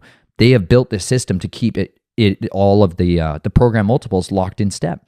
And these prayers are some of the most critical tools that I was ever given in the course of my life in my own healing was those prayers. And I advocate for people that have any of this in their background to pray them for a month and see how that impacts you or impacts your family and your life around you. Those are some of the most critical things that I have had to help to protect me from that. But beyond that, the deeper solution has always come from healing, from restoration, from a renewing of my identity, from a integration of my soul with its purpose, that the Father would restore to me my identity, that I'm not just a runner, that I'm not just a blade, that I'm much more than that I have a purpose and a function to serve in the body or in life that's meaningful. And when there's a restoration of that, when there's a transformation of that, it gives me something to do that's now eradicated from them. What was their old programming system, what was their old asset, is now no longer there for them. So it's a process of healing that can take a substantial amount of time. But yes, to answer your question, my family and I have suffered many attempts on our life over the years. And some of them were a lot more overt and obvious and physically in the flesh. And other times they were curses being sent against us, astral projecting spirits, remote viewing. There's an occult side of this where they target you with night terrors and I mean, nausea and puking and like just troubling your sleep until you're out of your mind. And then there's an attack on you. But like in one of those circumstances, this was probably maybe about a year after I'd come out against my family and began to reveal a lot of their secrets, that we were in an area outside of Colorado, just outside of Westminster, Colorado. And there's this big, massive building called the Brass Armadillo. And the Brass Armadillo is like a huge antique shop. And in the world that I came from, we haven't gotten into it, whatever level, but I would need to reload. There's like an underground currency and economy that exists in the occult, but also in tradecraft when you get into like covert operations and direct action assets, people that are hunter-killers. And you need to resupply at times, and you need what are called dead drops, places where you can have information about your job, your assignment, your equipment get dropped off by somebody that leaves it and then is not present when you come and check it. And so they'll have a dead drop. They'll mark it loaded somewhere else in your town, your community. They might put a piece of pink chalk all over a signpost, and now you know that the dead drop's loaded. The Brass Armadillo functions as that in Colorado. It's unbelievably saturated. It's the capital of the New World Order. I tell people all the time, that's where it's going. It's the centralized command authority for it, and that place is just infested with spies. Anyways, the Brass Armadillo is one of the main highlight places for that. So there was a booth that I would go to when I needed other equipment. And I had, what they do is they would sell memorabilia, classic World War II, clandestine operators memorabilia that was fully loaded and live, like everything you needed, but it would look like antiques. Anyways, I went there. As I told you, I wasn't fully convinced that it wasn't going to just always be a physical fighting war. I wasn't persuaded in that regard that I could totally lay down my blades and trust that the Father would be with me. I was a walking arsenal perpetually with firearms and tools of the trade of various orders everywhere I went all the time. It never left me. And I was in that phase. It was scary, actively. We had people that were a part of different covens that were coming after my wife and I in our neighborhood that we were at because we were documenting a child exploitation ring that was in our neighborhood. We were in a lot of warfare, and it was the basic training that my wife and I were in that he wouldn't let us leave. He had us saturated there. And I went to this antique shop, and as I walked in through the doors, I had the felt presence, a familiar spirit of death, like an odor in the air. And as I walked through the doors and began to walk around, I had my wife with me and our daughter, Naomi, who is only a few months old, maybe a year old at that time. And I had that overwhelming feeling of danger, of imminent violence. And that's why I say there's these spirits that accompany people that empower them to do these things. Trained killers are fueled with this power that comes from this kingdom of darkness. No matter how non-religious they might be, they are imbued with a power. When you're hunting men, it is intoxicating. It's delicious. It's enrapturing you. It's feeding that parasite that is in you. And I could feel that as I went into there. And as my wife and I went in, we began to go through the glass booths that are in there at the front. And I asked her to please go to the back. Because in my mind, my mind is generally like, just get rid of the non-trained people. Like, I fight alone. I don't like having anyone near me. Clear the room is like what I taught, because I'm going to close my eyes and I'm going to start swinging, and it's going to get disgusting. And I don't ever want them to see that. And so I send them to the back of the store, and I go to the booth because I know that's where it's going to be. And as I'm making my way to the booth, I see the assassin there, and he's made himself known. He's not hiding, and he is dressed in exactly like I am. Because there's like I don't know, man. There's clearly programming, but then there's this practical side of it of like, how do I need to hide some magazines in my belt, and I need to hide a full size. He's dressed exactly like me, and I was just like, I could have cried with joy. I had this like my brother. Wow. Like I'm seeing my family. Wow. I'm just like overwhelmed with love for this man. Like there's nobody on this earth that can understand me like he can. There's no way I can ever be as authentic as myself as I could be with him. I felt so free in this, just like, finally I can talk to someone. And I just wanted to sit down and be with him. Like, I'm seeing somebody I love that I haven't seen in decades, and I just couldn't be more grateful for it. That's what came over me. There was no fight in me. There was nothing in me that wanted to fight with my brother. It's like that there's going to come a day where the two houses are going to be restored of Israel, where Jacob's sons, Ephraim and Manasseh, are going to be reunited with Judah. And it's just like brothers are finally going to come back. That's what it felt like for this brief moment of my life, that I finally saw another shadow walker in the flesh here. And instead of being on assignment to kill me, he's making himself known to me that he wants to talk. He's refusing an order. He is off mission. He's off script. He's off programming. I have been given a door of opportunity that is so rare, that I've been longing for, because I was so alone. You can't even imagine how alone you are when you come out and tell your family and your friends about what happened to you, and they mock you. They revile you. They humiliate you. My family eradicated every bit of my financial life, my job. They destroyed our friendships, our church, every arena of support. They couldn't kill us, so they killed everybody that loved us around us. They systemically destroyed our life. That's the cause for speaking the secrets.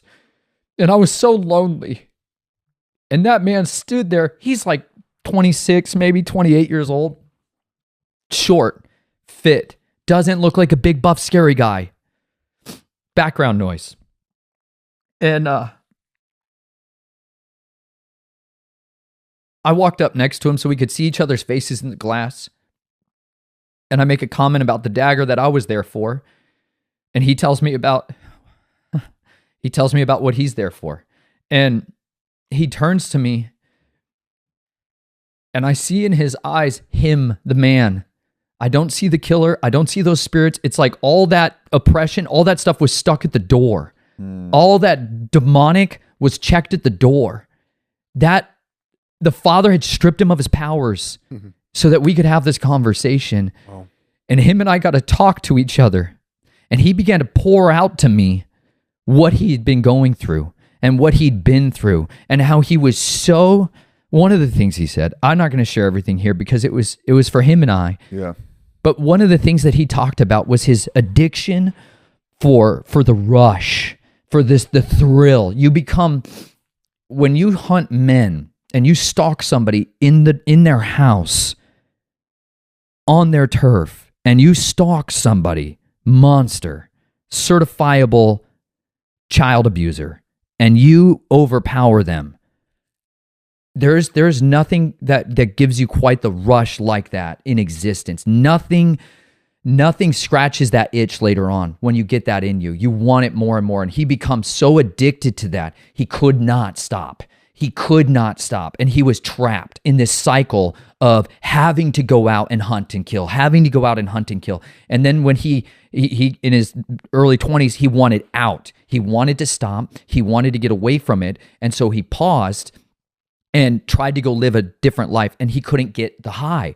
Drugs, alcohol, jumping out of airplanes, extreme sports. He was trying everything to get the rush back, and nothing was doing it for him. And he was so distraught, and he said, I've just been crying out for help, crying out for a way to get out of this, to finally fix this because I'm killing myself, and I can't die.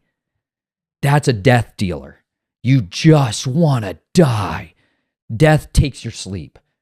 You want to talk about how to make somebody lose their mind? Take their sleep. The nightmares come back. The terrors come back. Everything just that's when the parasite refeeds.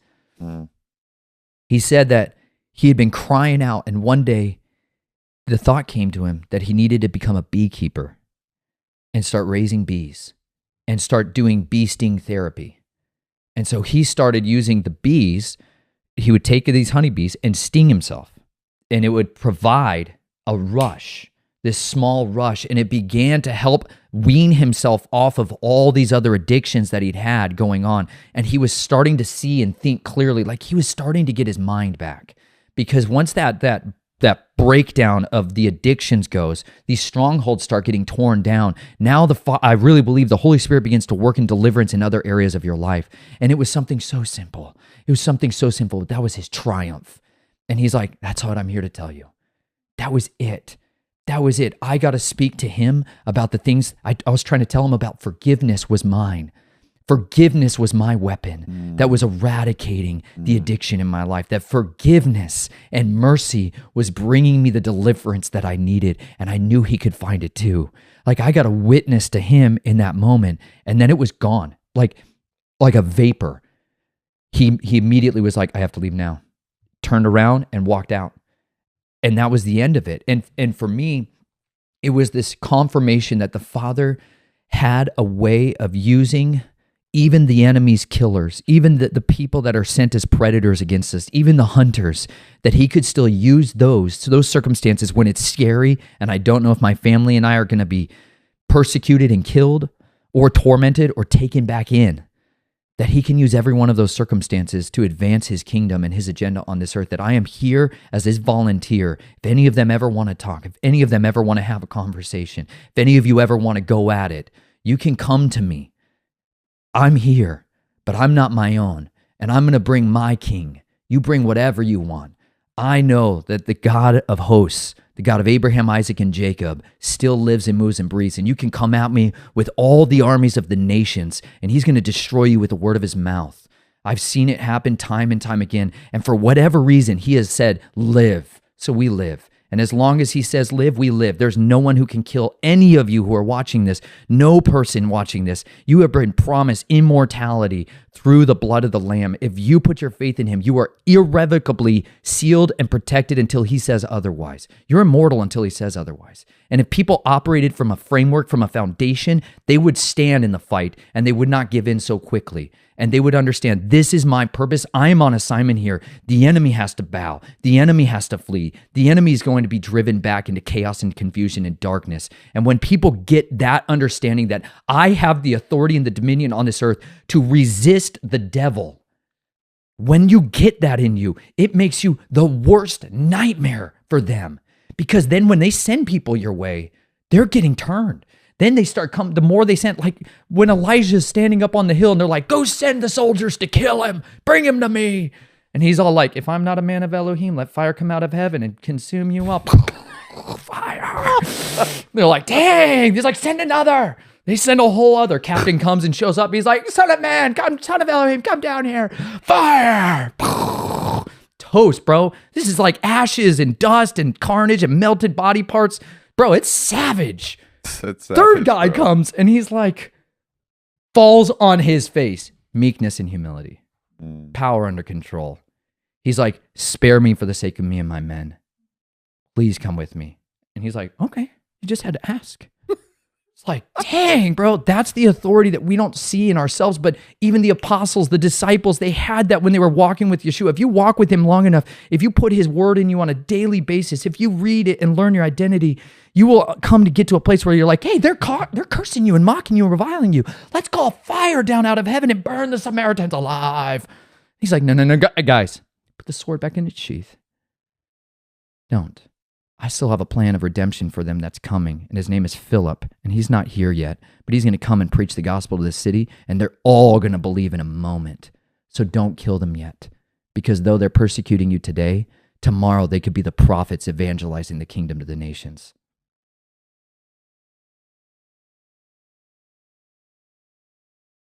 And we're obsessed with calling everybody a heretic we can possibly find, and that's the best use of our time. All right, I want to keep going. Are you good? Of course. You guys need a break? No.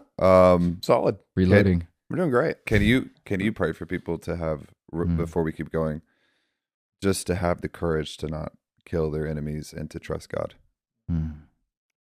But you have authority over this. Not many people do. So can you pray for us to be able to have meekness? Man. Is that okay? Yeah. Oh, Father Yahuwah, Abba, I come before you and petition you for you to give us your wisdom. I ask you right now, Father, for the wisdom that is not carnal, that is not sensual, but comes from above, to come down upon your sons and your daughters as they cry out to you, as they humble their hearts before you, that you would grant unto them understanding hearts that they could know you more, that you would give them the knowledge of you, of who you are, your name, your character, your renown, your glory, your majesty, your power, your dominion, your splendor. I pray that you would reveal yourselves to the sons of men who are crying out, lost and desperate for deliverance, Father.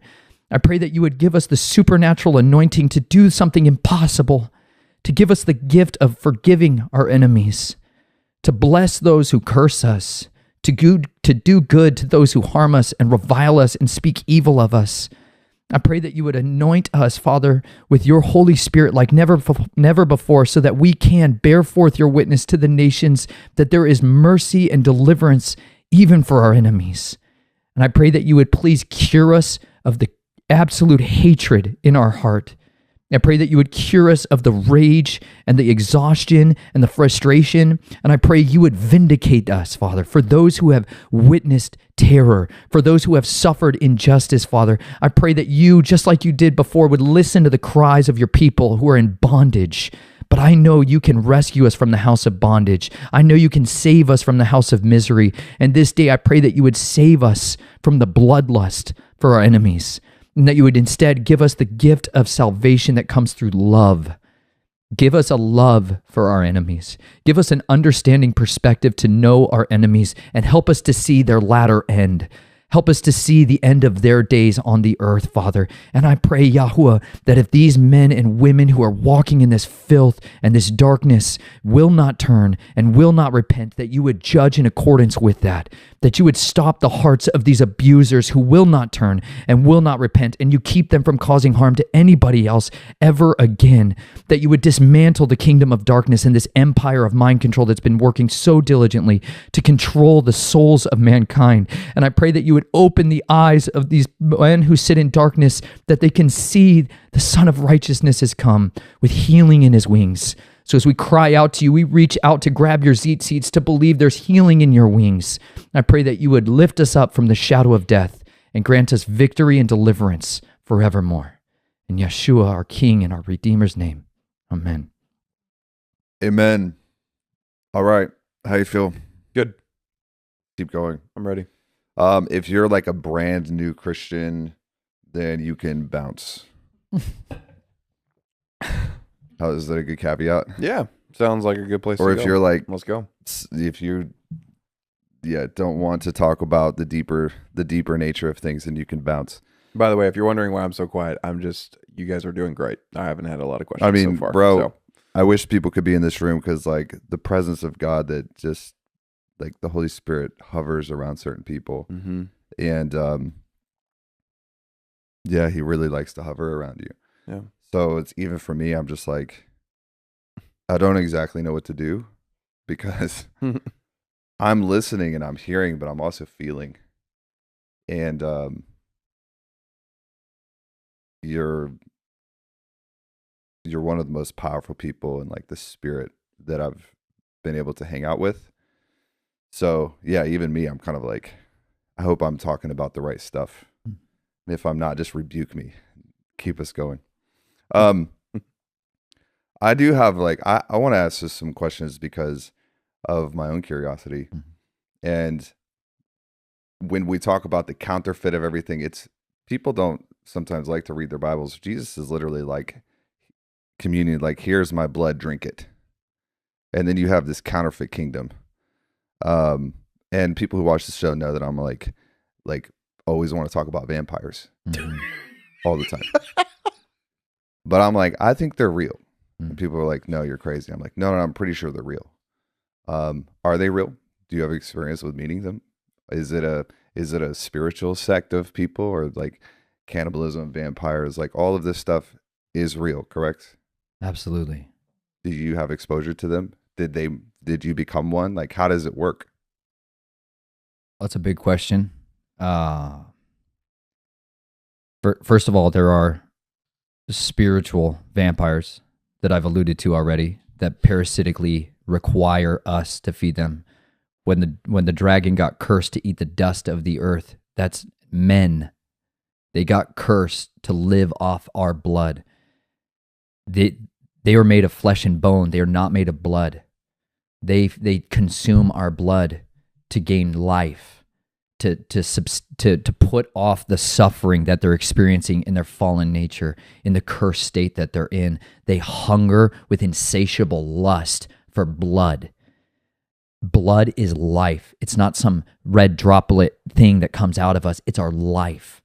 Why we're so diligently warned to not eat the blood time and time and time and time again is because the hunger and the lust that comes upon someone that begins to enter into these ties. Well, there's a few veins of it. We got to go somewhere. There's a physical side of physical people that are vampires, that live and have an altered metabolic system in their body to digest blood, to extract energy from blood as opposed to extracting it from proteins, fats, and carbohydrates. It is a different metabolic process that's taking place inside their body, and they are augmented. They are not they are not human entirely at all. When a human consumes blood, we almost in all circumstances get sick. It negatively impacts our body. When normal people come into a ceremony where they drink blood, they generally puke. That's like, it happens. That's the nasty side of a lot of these rituals, is a lot of vomiting and a lot of just mess afterwards. Then there's others that drink the blood and grow in strength, in vigor, in pallor. Their skin changes in complexion, in viscosity. They get youthful. They look different. There was a ritual in the White Mountains of Arizona that they physically brought an altar, like a black stone altar. It was like a black granite that they trucked this thing in and then carried it into the White Mountain Apache reservation, to their high place that's out there. They tap in on reservations to these high places and went into this place in December around one of their holidays and came out for a ritual, and they brought a pig, huge pig, with them that they brought out into this ritual. And the man who was the high priest over it came up from Phoenix, Arizona to govern this ritual. And as he brought this animal in, he looked like, if you've been to Arizona, people that are out in the sun a lot look weathered. Like, he had that brown, charred, kind of soggy skin, really leathery and kind feeble, like needing help, whatever he was doing, but he was the master of ceremonies. And as people took their positions and began to initiate that ritual, when they slaughtered the pig on the altar, there's abominations happening around it, abuses happening around it.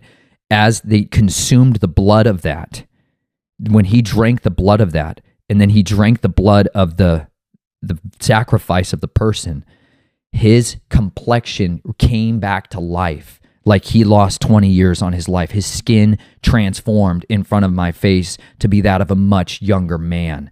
And his spine stood erect. The joints of his hands were straightened out. Like it was transformative of giving him life. That is a vampire in all circumstances. The other people came forward and did the same thing. Nothing like that happened. They have been around a long time, and they use the blood to extend their life. And it's talked about in Ezekiel, but the way that it's characterized is lost to most people as they read the scriptures, when it talks about these people that are taking souls and making them come to death too soon, and others are living way longer than they should, and they're sewing the souls into cushions or pillows. This is the ritual practice that these vampires will partake in, where they're stealing the life force and putting it into their body so that they can live longer, or the priest is sending that spirit into this person to live longer, that they don't have it. That form of vampire or igorgori, their story of their legend is that in the days of Sodom and Gomorrah, that a fallen one came and gave his blood to mankind and did not inseminate the women, but imbued his right of his spirit and his essence into mankind and began to alter their flesh and started this race of these vampires. That was what they claimed as their origin point of the story. That's what the seed that was being sown in Sodom and Gomorrah was that then they started having children and raising up this other class of people that were predating and hunting mankind's flesh like the Nephilim did in the days before the flood. That, in order to be a part and around those ceremonies, you are initiated into that vampire. You are initiated into that. I had markings or latent examples of that being in my flesh. I had elongated canines in my youth that I used to be very embarrassed of and would not smile openly. And for them, that, along with some of the things I could do, was evidence that I had this seed line in me and had a right to be a part of that. And so during hunting, there is drinking of the blood after you kill your target. There's a consumption of their life of that. You get drunk on it. That sounds horrible to say out loud, but like you literally they get drunk on the blood of the victims. They get drunk on the blood of the saints. Like, and we think of drunk like stumbling, falling over, stupid. We don't think of like strength, liquid courage.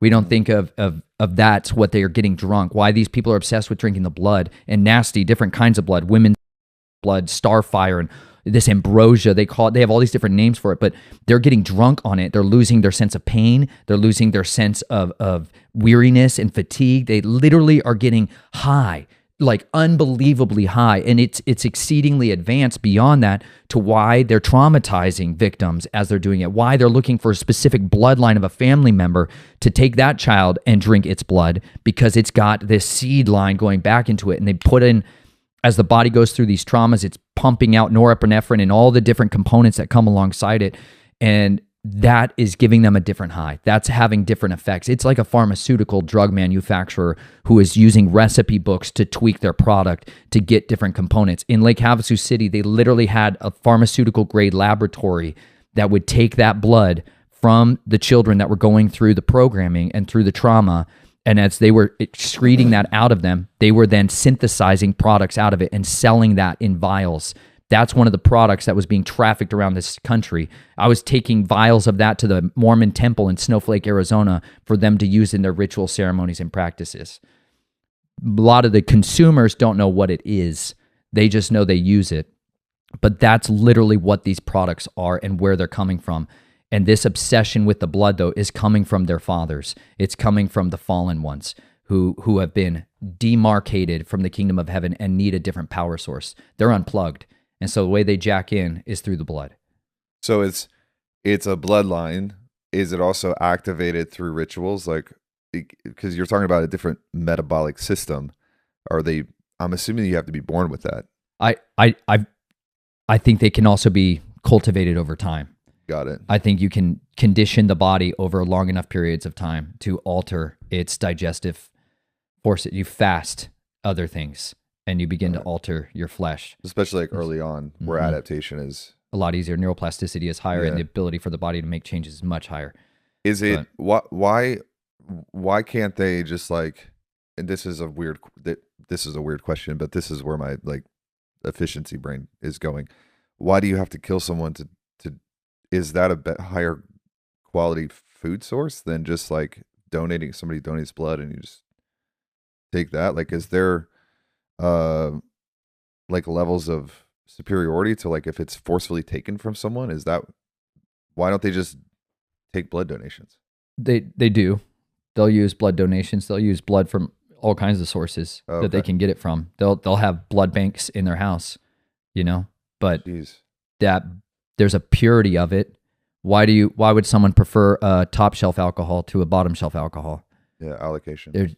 And hangover. You know, like there's detrimental effects of drinking somebody's blood that has hardware, nanotech hardware in it. There's detrimental effects that comes from somebody that's a chronic drug user. And then there's others where there's somebody that has a different level of purity in their health, their diet, their nutrition that makes it more potent and effective. And then in their side, not every victim dies during these sacrifices. Not everyone is fully killed. Some of them are drained to the edge of death and taken out of them. And that's why some people that are caught up in these cults are only caught up. They have nothing to do with this world. They don't come from this. They have no bloodline relation to it, but they're simply looking for a victim that fits a profile that can work for the recipe of calling on these spirits. And sometimes that is the bloodletting, and other times that is a bloodletting to death. But when the life is fully taken, they believe that the full essence of the life is now contained therein, and with it comes a completely different power source that accompanies it. But in our country, none of you are escaping the vampire reality of your day-to-day life. 80% of the donations that go to those blood banks here in the United States are used by pharmaceutical companies to make our drugs. People are consuming the blood in their pharmaceuticals every single day.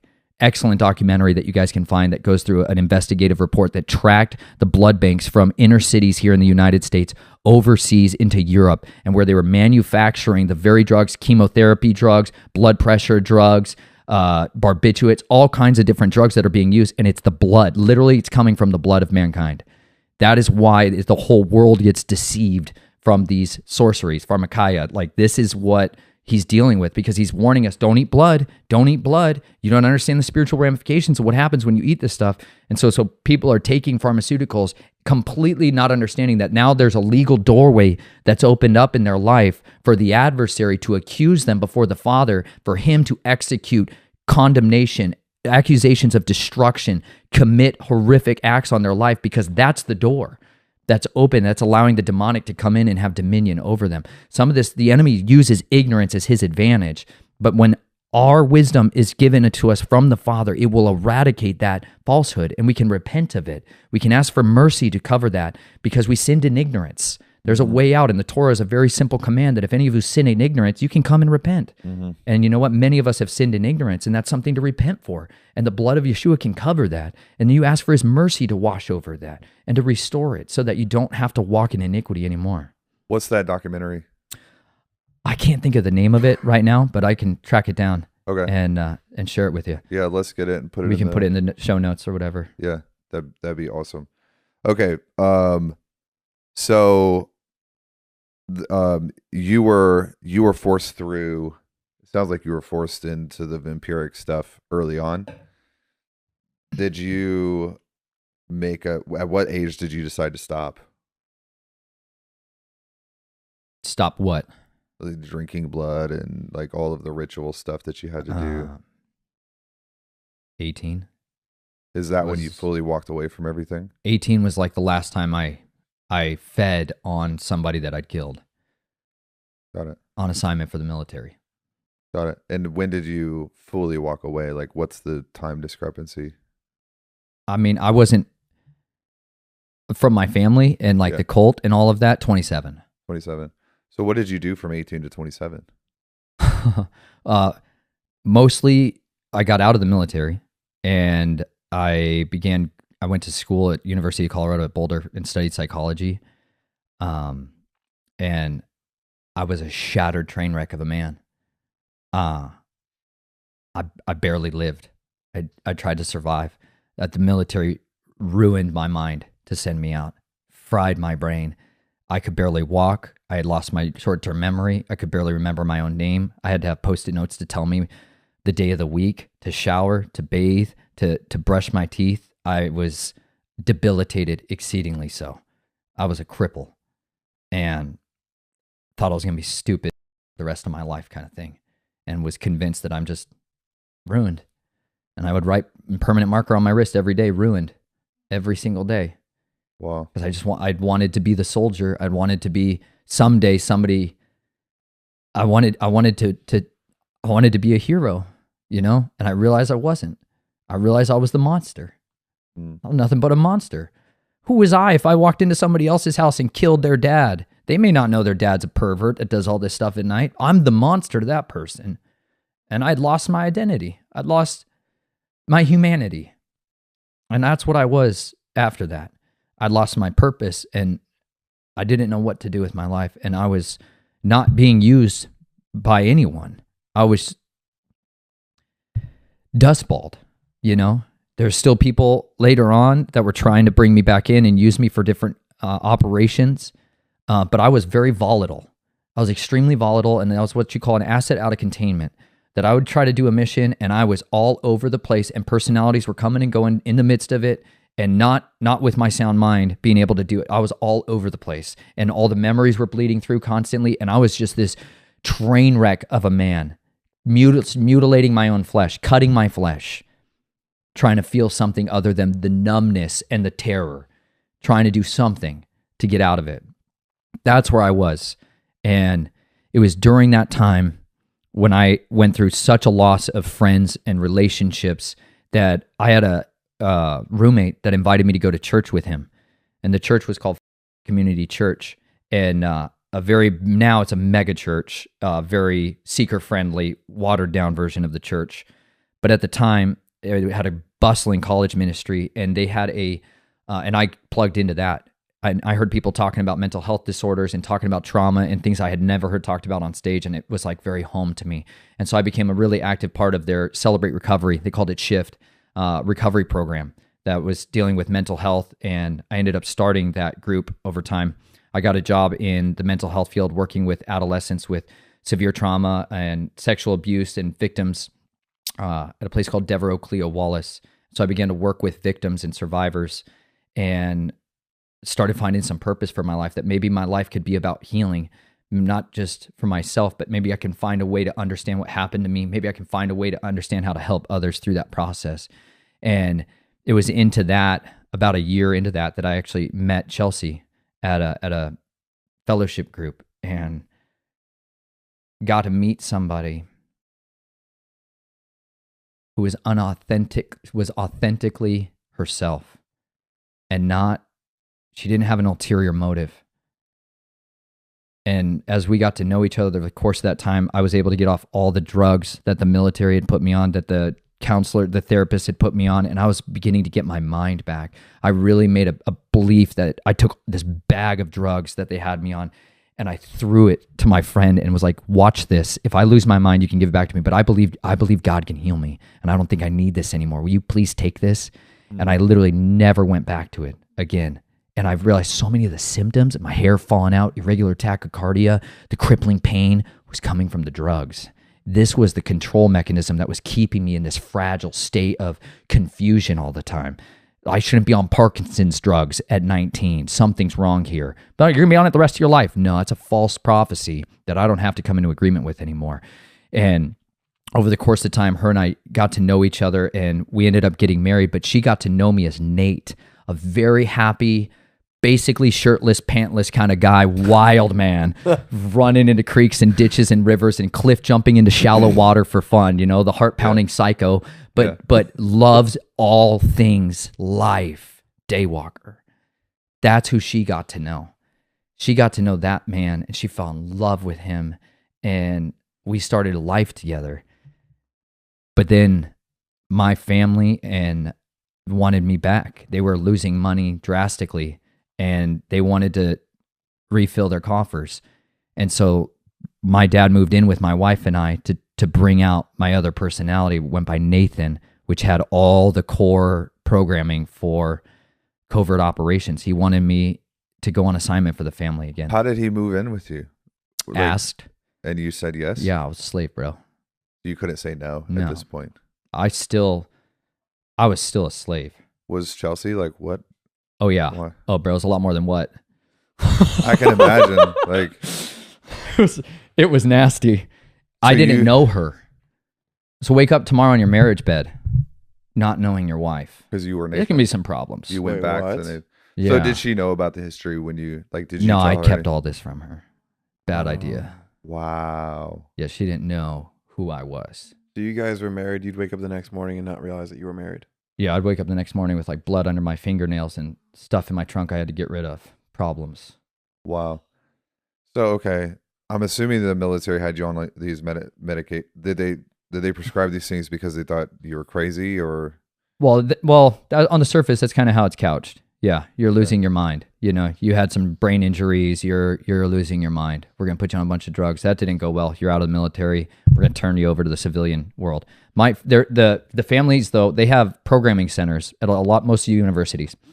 University of Colorado at Boulder is like the preeminent neuropsychology department in the United States, one of the best.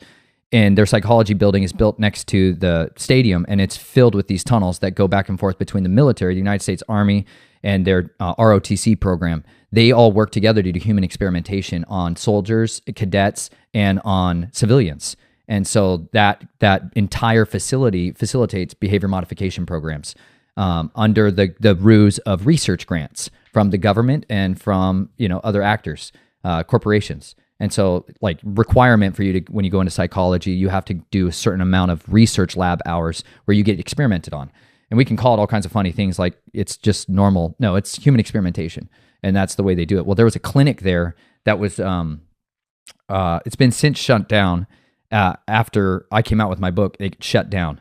And but that clinic is literally a place where they would use to have handlers reprogram young adults that were out of containment. Like you. Like me. Yep. And so that was the clinic I was sent to when I started at the university. And in order for me to be at that school, I had to agree to sign up to have a counselor there, a therapist there, a psychiatrist there, to have all of that taken over for me.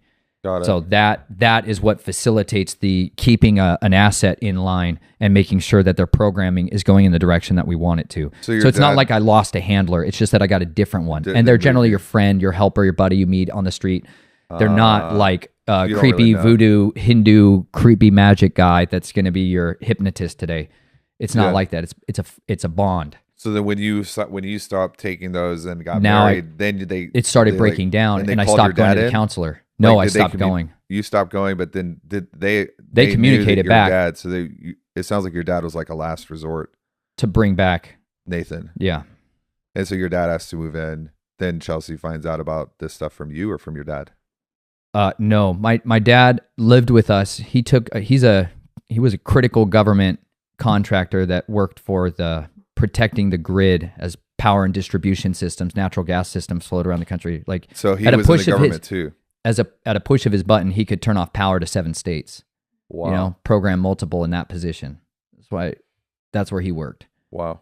So he started living with us intermittently as he would go to that job up there, and would be redrawing up these programming sessions at night with me or when Chelsea wasn't home to try to bring out these other personalities. And what happened though, he got greedy, you know? They wanted something from me that I no longer could give them, which was a slave. What they brought out after I went through the military has different ways of programming that are a lot more technological, a lot less spiritual, ritual. My personality that came out of the military was very different and well equipped to be autonomous and didn't want anybody on his neck. No masters. Self-sovereign. Leave me alone or I will eat you alive. That's why the military washed me out, because I was not controllable. I was not somebody that would follow orders. My dad brought out of me that other personality that he was hoping to build and cultivate out of this Jason and Nathan and these Blade and these other parts. He thought he could build this new super soldier for them, but I was not the same person at all. And what we didn't have was, Chelsea's not a program multiple. Chelsea came from like a normal Christian home, like a real one, like actual people, normies, singletons, we call them single-minded people, you know, like Singletons. like that is so different. And I would loved her and her family, and I would literally just want to hang out around them because I never witnessed normal. And it was when we were dating, I was like, let's go hang out at your parents' house all the time. I was like, this is wild. Wow. This is what people live like this. He's like a football guy, you know, like textbook Americana dude. Yeah. You know, I was like, let's just sit and watch the Green Bay Packers. Sure. Apparently this is a thing. Like, I was so hungry for normal because I was so deprived of it growing up. But as I went through that shift after we were married, now this other side of me shows up in the midst of our marriage that's still supposed to be regulated to not be on when Chelsea's around. But it's like a bulldozer that came through the room and leveled everyone else's programming and now wants freedom. And I'm going to figure out who did this to me. Where are you? I am going to find you and hunt you and eradicate from the face of the earth. Like Jason like Bourne totally type different agenda. Wow. I'm like buying guns, getting my concealed carry. I'm starting to hunt people down in Boulder. I am like gone. Cold, calculating, malicious targeter, hunter. Well, that's a lot different than shirtless, pantless wonder dude running around who's like super diehard, joyful, believer. I literally burned my phone, eradicated my past. Like, no, not going to that church anymore. None of those friends are my friends anymore. I don't know who, I don't care. I disappear from these people. I don't know you. There's no emotional, relational connection whatsoever anymore. You're all strangers to me, and I could care less about any of you. I have a long list of people that need to be dealt with, and none of you are on that list, so just stay away. But I didn't know Chelsea, and that ravaged our marriage because I woke up to a stranger, and she woke up to a guy who's wearing knives strapped to himself and razor blades in his shoes and is carrying around poisons. And who is this? And is just obsessed with prepping and burying weapons caches in the forest and going into tunnels and mine shafts. She's like a stranger. So our marriage was ravaged, ruined, destroyed. But she made a commitment and a covenant to me when we got married that she'd be with me all the way through. She genuinely had unadulterated love for me still. And then it got tested, she endured. She endured, and it began to woo me to her, that maybe she's not this liability, that now I can't just go kill people and disappear because I've got a home address. Maybe she is a source of strength. Maybe she is something that can help me. Maybe she's someone that can understand me. And over the course of time, over months and years, I began to drop probing statements about, this is what I've done, and see how she would react. This is what I've been through. Will you still love me? And so much of my book is that question, going through that. Will you love me tomorrow? Will you still really love me when I tell you that you're married to a bunch of perverts? And that all really came to the head, though, when she got pregnant, because I had had my epididymis crushed when I was young, which is like a form of making someone a eunuch when they're young. And we could not conceive for years into our marriage. And I had a surgery done to try to repair some of that damage. And we conceived. And I knew I had to now choose whether I take my child and give her to the family to go through those trials and go through those trauma and fragmentation so I could have the trust fund and have access to the phone book. That's the offer that keeps people in line. Now you're poor. You want a way out. Just one child. Just sign over parental rights for 2 weeks out of the year with our trust. In our trust, you will now be given everything you want. That's it. There's a lot of people that sign on that line, bro. A lot of people sign on that line. A lot of people give their children away to strangers every single day, not understanding they're giving them away to monsters. Because they're not telling you what they're doing in those 2 weeks. Yeah. No, I knew what they're doing. But Chelsea had no idea. And she wouldn't know. That'd be the ruse. She wouldn't know. But that was my moment of choosing, where I had to decide whatever it takes. Do I believe the God of Abraham, Isaac, and Jacob can still protect my family if we say no to the family? Or do we say yes to them because everybody else has died that said no? I had a lot of memories to remind me that not a good idea. So did Nathan and Nate ever begin to integrate? Over the course of that, yes. So they've started bleeding into each other. And more than just bleeding, like collaborating. That was the big game changer, was that I began to see Chelsea how Nate saw her. I began to understand I could still have a purpose and a mission and a calling that was not just hunting. That there's this whole life that I lived that I know nothing about that's actually pretty lovely. It's actually pretty wonderful. There's these like creatures out here called people that are sweet and feed and nourish and clothe and bandage and bless. There's this whole other world that exists on this side that's not full of pus and vile. Like I could see through the lens of this other eyes that there was humanity, and humanity was special. Humanity was beautiful, that there were actual ministers and priests that made a difference in the war of the ages, that there were men of power that Nathan never saw at 7. But I saw them because once I came online, once Jason was there, I was a research fanatic. Now I had the internet, and it was just limitless searching. And I realized that the secrets that we'd always kept for so long weren't there anymore. That people were talking about this stuff. And then there was these guys online preaching ferociously and advocating and delivering people. Russ Dizdar, one of the chief among them, Michael Lake and Mary Lou. These guys were preaching about this. And I knew there's a way out. If they can stand on a stage, if Russ Dizdar could stand on a stage in a room full of assassins, straight up full of assassins. I sat in the room with him when I was still a little bit online.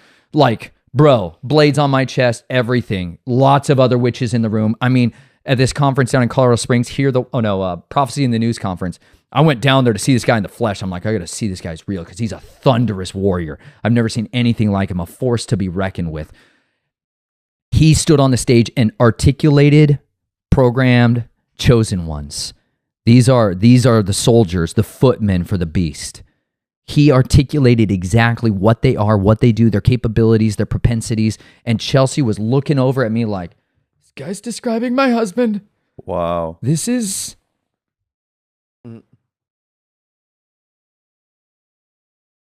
You know, and I'm all like, this guy finally gets it. Somebody got it. Like, finally somebody gets it. It's just like, finally there can be some other door, an avenue of escape I'd never even considered. I'd never considered there was a way out of this where I could find restoration, redemption, and purpose that wasn't going to be filled with blood. Like, I genuinely didn't consider that I never thought you could call in the artillery. I operated as a loner. There was nobody to call. You are on your own. You are cut off, surrounded behind enemy lines. You are on your own. That guy stood on stage and told me, you are not alone. And I never saw that in the church. I never saw veterans standing on stage describing their weakest moments and describing their humiliation and then preaching the gospel of restoration for their ruins. I had not seen any of that. And it lit up in me a fire of hope that I needed so badly so that I could even pursue integration, so I could pursue restoration and casting off this demonic. And the Father just began to put these people in our path that could spur me on that journey, pray for me and intercede for me. A guy named Tom Dunn, his ministry is called Through the Black. And he was working with Russ Dizdar, and that's the guy who Yah used to just lay his hands on me and pray for me when I was a weeping mess on the floor of a conference, just sobbing my face into the ground while my wife was pregnant, realizing I had to tell her everything. And I had to do whatever we could to try to get out of this. And he used this guy who was just a dude, like a great guy, but a dude, nothing to regard. You wouldn't think of him as the Russ Dizdar guy right on the stage, right? But that man was a powerhouse of faith. He had the riches of the currency of the kingdom of trust all upon him. He just prayed in faith, man, simple prayer. And the Father ripped this root, this stronghold of this generational tree of amnesia and of anguish and of trauma and of torment and of generational curses out of my mind. And he began to give me the gift of understanding. And oh, what a sweet savor that was. But then it was war. Then it was war with me and my family. And then it was war for generational mantlehoods and stuff I didn't even understand what I was about to get into. But it was a war for our family and for all the ancestral iniquity that wanted to keep its currency flowing was suddenly meeting an immovable object known as the rock of salvation. And that began to work mightily in our life. Geez, how old were you when this 27. happened? This was that was the moment year where you left for real. Yeah. All in. Then did your dad, do you still have a relationship with your dad or no? No. Okay. He's never met my family, my children, ever. He chose to not forgive. He chose to keep renewing the business with the next generation. They select children out of foster care that come from extreme sexual abuse and get a good blank slate. And so there's just many, many children for the next round of it. Got it. Pray for my family, please. Oh, okay. How old are you now? 36. So 9 years. Has it slowed down? What? The war? No. It just changes. It was man. Not, it was, there was seasons where it's real. Like you wouldn't even think there's anything going on out there. Like maybe we'll just have the happy Americana thing. Yeah, just have a house. Live there, raise a family, go through that, like the thing. And then it comes kicking in the door and we're moving again and again and again and again and again. My family, there's seasons where there's great reprieve and the Father keeps it all far on the other horizon and he lets us rest and be thankful. And then there's seasons where he lets it come and light us on fire. And it's in his good wisdom and judgment to do that. You said you moved 200 times in the last how many years? 8 years. That's a lot. That's the way to say it. You're suffering well, My dude. family has borne much. There's others behind the scene right now that are... My wife's carried so much trauma. My wife's body is very broken. She's suffering terribly in the shadows. I'm not great all the time. I'm a monster sometimes. And it's ravaged her. She's given up her life to raise up 4 children. She gave up her body. She has fought so long and is so tired. And she has labored alongside me through all of the me's there are. She is dying at times.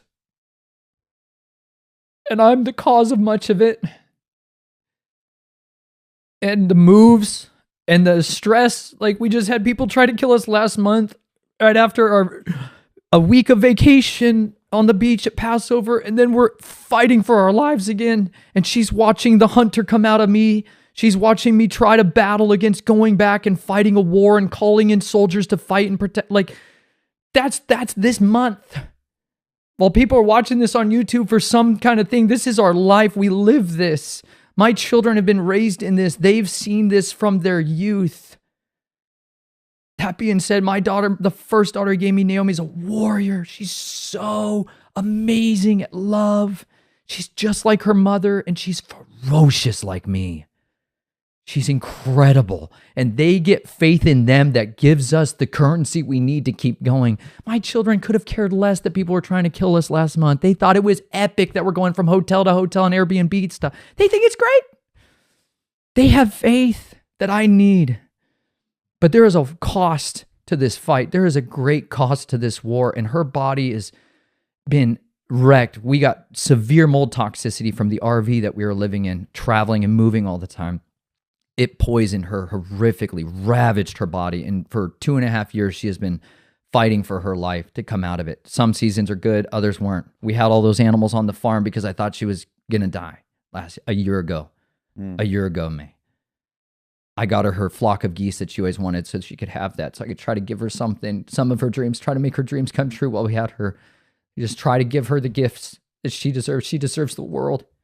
And I can't give it to her, you know? And then I had to take them from her because we had to move again, you know? And yet she is so joyful and so triumphant and has so much faith, and she is such a warrior. She's the strongest woman on the face of this earth. She's the strongest woman there is. But that strength has come through her relationship in her king. That strength has come through the covenant that she made with him and the gift the Father gave her of a normal life early on. She was blessed to have not had trauma and suffering and nightmares early on. But you know what? As she says, ever since I met you, boy, it's been something different entirely. Her world turned inside out, you know, but she stayed with me. And that's why a lot of spouses understandably say no when their husband tells them this. A lot of wives say no. A lot of them take the children and leave. A lot of mothers leave. A lot of people are broken. When people talk about this stuff, families are destroyed. And it ought not be that way. But there's an invitation for you to the front line. It's a great place to be, but it has its cost. And we're storing up for us a treasure where no moth or rust can destroy. We're storing up for my family an inheritance that's not filled with bloodshed and filth. I'm trying to give my children an opportunity to see this is how we fight our battles, son. I have a son now that I can preach that to and show him there's a different way. YAHSHUAH can raise up an avenger for me through my son. And I'm going to teach him how to fight with different weapons that aren't so carnal, but are mighty in YAHSHUAH to the pulling down of strongholds.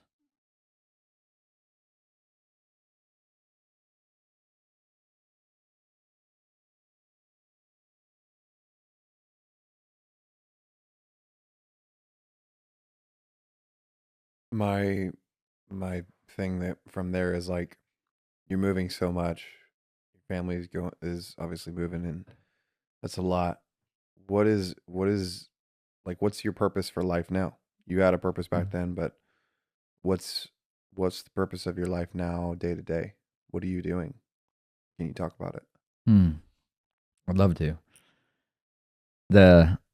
This is a lot of what I do on one side with interviews like this, or ministering to survivors and victims of abuse. That's a lot of what I do with emails and phone calls. But along the way, the Father gave my wife a ministry too. And this was the gift that she needed. She felt very outside of this, like, what's my purpose in this? And we were basically living as migrant workers. We would live on farms. There's regenerative agriculture, whole other level, bro. You go from permaculture, there's gradients of this, bro. There's a whole new world, bro, is about to open up. I got 60 pounds of pasture-raised chickens and grass-fed butter in that car. I drove 400 miles to get, like there's legendary people out there that grow the best stuff in the face of the earth. Can I buy some We got to from live. you? No, I've got a gift of butter in there for you, bro. It's got your name on it. It's delicious. Thank you. Anyways, food is medicine. We should talk about that. But we were living on these farms because children eat incessantly and you got to feed them snacks. And I wanted some free way to do that. And so live on the farm cure. Fixed it. I became a tomato vine dresser, I said no to being a bodyguard to one of the most powerful, wealthy men in the United States and like my dream job, and said yes to be a tomato farmer in Florida. Worst. Great decision. Worst humbling of my life. Like, had to say no. That was brutal. But because I said yes to that, he gave us a different inheritance. And I could have said yes, and I think the Father would have taken care of us at the end of the day. He works with it. But as we moved down to this farm in Florida, we were working outside. It was hot as the surface of the sun, sweating insufferably. We were like miserable beyond belief. I'm a mad person when I'm hot. I'm grumpy, and I'm just looking for something to stalk. It's bad. I'm like, I got to get out of this. I'm just slicing tomatoes, like just crazy, pruning tomatoes like a madman, losing my mind. And I'm like, somehow you got to save me, because I was trying to wear all the tactical pants, the bodyguard, like doing it wrong, bro. Yeah. You can't carry the Glocks into the greenhouse the same. You can't do it. And he began to just erode that on me. But we started wearing linen. Game over, son. This fabric of delight. We're going to be living in it forever, bro. I've read the book. It ends in linen. Certain. So let's jumpstart the equation now. I started wearing linen and felt like a breeze. Bro, you can have breezes in places you never knew. Like, game over. I started having garments of gladness. And I was like, this is amazing. I'd go plunge in this spring-fed pond that they had, and I'd come out just feel like electric sun. And I was like, I'm hacking the system. Something is happening where I'm hacking the system, and I'm rewiring stuff. And I started just being fanatical about wearing this linen. And we were down there in Southern Florida, and we started buying it from the thrift stores like crazy. And we're like just on fire, bro. Changed me completely. I stopped being quite so grumpy. I'm still in a grumpy mess sometimes, but it buffered it. I was a lot less crabby. And we were like, this stuff's amazing. We got to share it with people. And we ended up becoming goat shepherds on this 1 acre farm near Asheville, North Carolina. And this gal there was a linenite. OG linenite, bro. She was all in on the linen. She looked like she stepped out of a medieval festival. We're like, this is wild. I like your style. This gal, her name's Marie. She was a legend. And they had this homestead there. She had twin babies and a disabled son, oldest son. There's 4 children on 1 acre.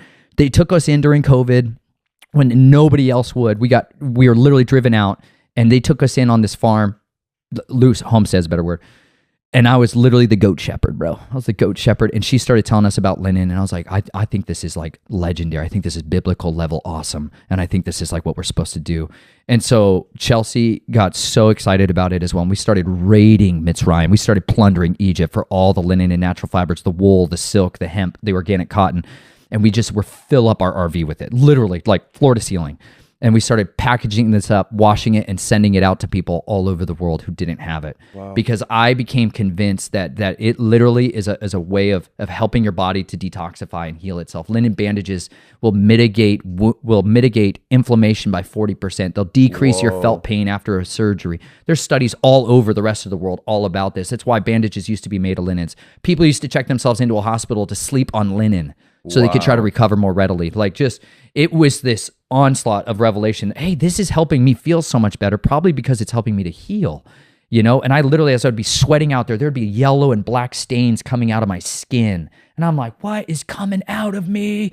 We were so excited. So we started something called the Linen Railroad, which is a big part of our ministry. It's part of our channel name. If you show up on our website, you're not going to see all the scary stuff. You're going to see the Linen Railroad stuff. People are like, what? Looking for the blood drinking psycho guy. What is this? But I was literally like, "Where's the merch line, Nathan? Where is the merch line? We all want to know." Dude, it's messy. It's my wife comes alive when she gets to hunt for treasures. I like physical treasures, rocks and fossils, and so she likes garments. She loves it. She loves to find them at the thrift stores, and then ask the Father to help her to decide who it's supposed to go to. So we started a Facebook group that was called Becoming a Linenite. Buy, trade, sell, and donate. And we post garments on there, and then people can ask, I'd like that one. And then she sneakily sends like 7 or 8 or 9 others. And so these people open up this box that's just bursting with natural fiber garments. And I send out these treasures that we collect from all these different places we go to. As we move, we'd go to places like crystal mining in Mount Ida, Arkansas. We're going to go somewhere with something legendary, awesome. Yeah. And the Father's never used it to be a curse on us whatsoever. And it's allowed us the ability to just gather the treasures. So we send out these precious bags of rocks and crystals and fossils to remind people of the Creator and the amazing testimonies that are crying out in creation day and night of His goodness and faithfulness. So that the Linen Railroad is a huge part of what has been a driving force of good in my wife's life and in mine that we love and would love to do that. Now there's a second side to that. I had to redeem the blade in me because I'm a fanatic for sharp stuff. Love it. Collect savage, insane amounts of it. Crazy stuff. But the Father told me I needed to get rid of my old tools of the trade and give them to Him. And that's literally what I had to do. I went to the ocean when we were down there in Florida, and I threw my blades into the sea. And I entrusted that I would not use these weapons for unrighteousness anymore. You know, and over the course of time, other blades guys, though, were like, I get a big arsenal of blades again over time. Other guys will send me their knives, and I just have this huge collection. And I found a way I got way better at sharpening knives and began to sharpen knives to this savage level and began to give them away to people that would memorize a chapter of the scriptures. And so since then, that's another big passion of mine is that if any of you watching this right now, you want I will hand sharpen a ridiculous deadly edge on a knife for you, and I will send it to you. But even if you're a wee one, I'll send it to your parents and let them do what they want with it. Bro, I've got 5-year-olds that are just savage slayers of Sisera. They're just tearing stuff up out there. But that we send knives out to people. You memorize a chapter of the scriptures. You send me an email with you saying a chapter of the scriptures. I will send you a hand sharpened knife. If you're too wee and you're a little not there yet, I've got really nice flashlights I'll send your way. So that is how we've been trying to advance the kingdom, man. We had a girl memorize Psalm 119, crushed it. 19-year-old South Africans. They're annihilating. I can't even tell you how many South Africans are just crushed. What in the world is going on down there? I would love to know it, man. They're devotees down there. Yes. And I've had to send some machetes down there. Some girl, like young gal, negotiated for rubies and machete. I mean, she was a good negotiator. Yeah. But those are in our day-to-day, this is what actually happens the majority of our time that we're like doing. The Linen Railroad is a huge component of our life, and the Scriptures Challenge that we do. I do audio recordings of the scriptures. I did Genesis to Revelation from the ISR Scriptures translation. I did a whole audio Bible of that. And now I'm working through some of the Apocrypha and the other books to put out there as well. Because of anything that I think is the most important thing for people to find and hear, it's the Word.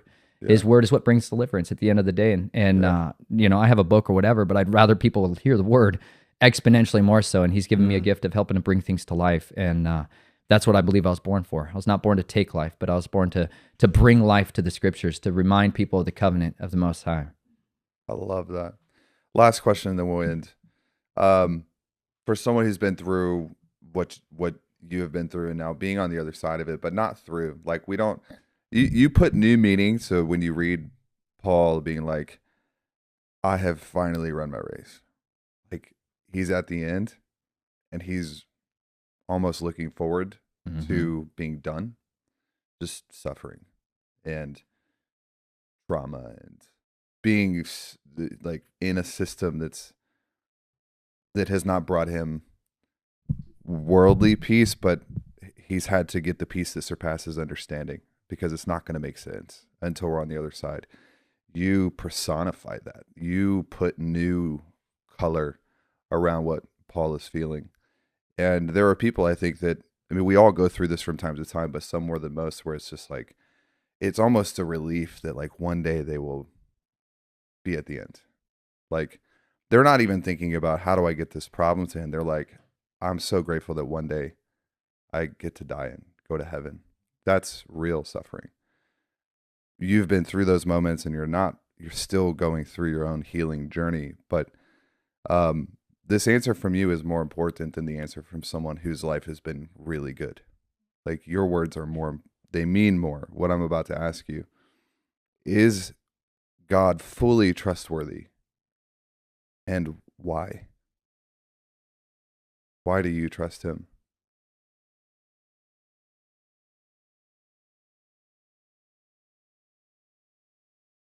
First of all, He is faithful to accomplish his will. When we are not faithful, he will remain faithful. When we are not trustworthy, when we are not trusting, he remains trustworthy. I am not always full of faith and trusting. That's why I was deeply ashamed last month, because I was not trusting, and I suddenly was trying to cling to my family. I long for the day of my death with eagerness and joy. I long to be given a new body. I battle so much pain. I battle so much pain physically. I am very weak. I live in braces every day of my life. I have been humbled to the point of not the strong man anymore. I'm not the mighty warrior fighting and doing acrobatics with a blade in my hand. I'm not that at all. I've been crushed and crumpled in car accidents and people beating me and clubbing me and shooting at me. I have known brokenness in every area of my body. I have known much suffering, and I long for the day of my death with excitement. The gift that the Father gave me to keep going on the endurance race was a family. It was a family, because I can borrow the zealous joy that my 5-year-old has, sweet Jubilee. Gosh, she's so cute and sweet. She's just this she's unapologetically joyful little thing. You can't crush her. Yeah. She's so jubilant. She was our Jubilee. We were ransomed from debt. We were ransomed from death. And he gave us another child that I believed. We had somebody try to kill me when my wife was 7 months pregnant with her, hit me on the side of the road, threw my body 30 feet, almost over a cliff. The Father, as I was tumbling backwards, it was like a giant hand stopped me from going over this cliff. Boom! Arrested me on the side. Crushed the door with my face and with my body of this vehicle. And when I came to consciousness, I was sitting there like this, blood pouring out of my face. And all I thought was, I just want to live long enough to hear what Jubilee has to say to me. Because I think she has something to say to me that can heal my soul. That little one who's in the womb, who I don't know yet, I think she's got words for me that were made to heal me. And I just want to see her. Please, Yah, let me see her. I want to live. I just wanted to live in that moment. When I was brought to the gates of death, what rose up in me was some type of thing that I was so unfamiliar with in my youth, which was hope, which was a desire to live. I never wanted to live when I was growing up. I wanted to die. I wanted to die so bad. Please let me die. I begged people to kill me. I begged people that walked in the room with that camera to just kill me. Just kill me. Please. When they would lower me down into the pit with these others, I just wanted to be the body that was dragged out. But for whatever reason, I kept living. I was this unkillable thing that they hated. I wanted to die every day of my life when I was growing up. And then I'm given this gift of life and this promissory note that there's a future in these children, that there's this future that is being written that I don't understand, that their destiny is not yet revealed to me, and I am a steward and a shepherd over them until YAHSHUAH says otherwise. And until that time, I have to fight for life. It doesn't mean I don't eagerly resist despair, eagerly resist that death. But death has been longing for my life for a long time. That covenant that I had with him, he still wants to fulfill, as much as it's been annulled, as much as it's been blotted away. But the Father built up this totally different purpose for me to keep fighting, to keep going. And at the end of the day, he has used so many different people from all over the world who don't know anything about our specific circumstances, who will rise up in the middle of the night and pray for our family, who will rise up and send me an encouraging email or give me a phone call. And he has shown me that there is this actual faithfulness that comes from his word. Like he actually means these things that he says from Genesis to Revelation. His word is trustworthy and he is true. And you can bet your ever stinking life on it that he will take care of you even when everyone else forsakes you and everyone abandons you.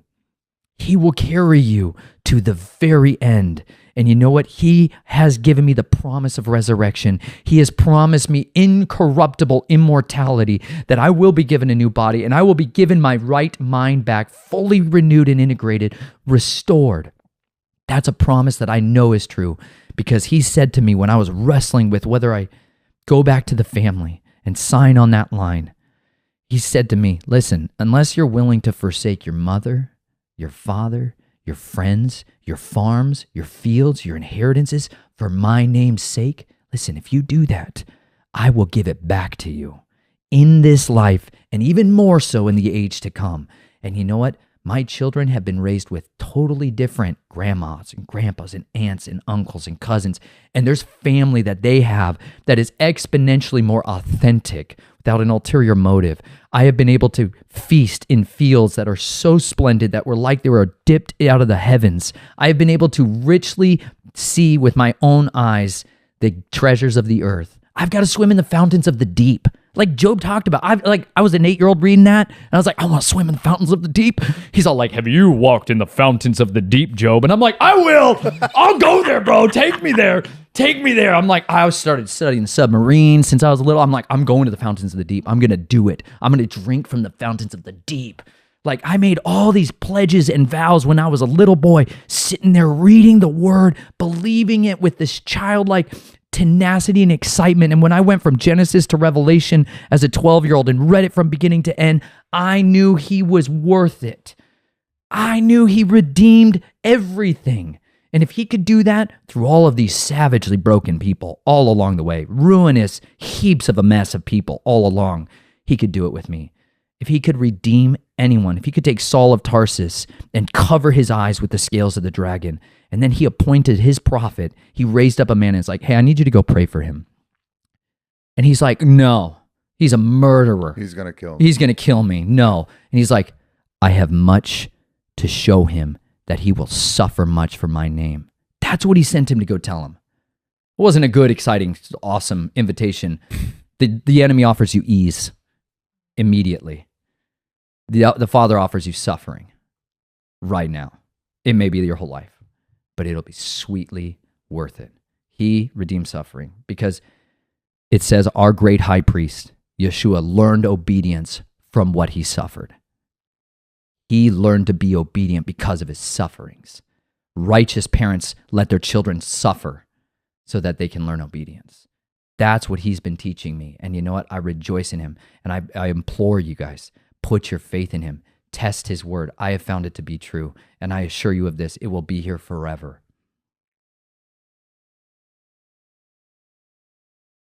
Doesn't get better than that. Thank you, Nate. Cool. I'll see you guys next week. No other way to end that. How do you feel? Great. Cool. Well, let's go eat some steak or something. That's a good way to end it. We'll end that. Man. Go We get gotta some. talk- we gotta If you talk just got about- done listening to this episode, go get some good food. Let's find some delicious cows. Yeah, I wanna- Happy I cows. wanna We got to feast- teach about rotational I grazing, wanna and we feast got a on whole the new world that's going to fields open like up. you have, bro. Feast on the fields. We start with that butter. Start with that butter. All right, we'll see you guys next Butter week. on Take the- care. We love you guys.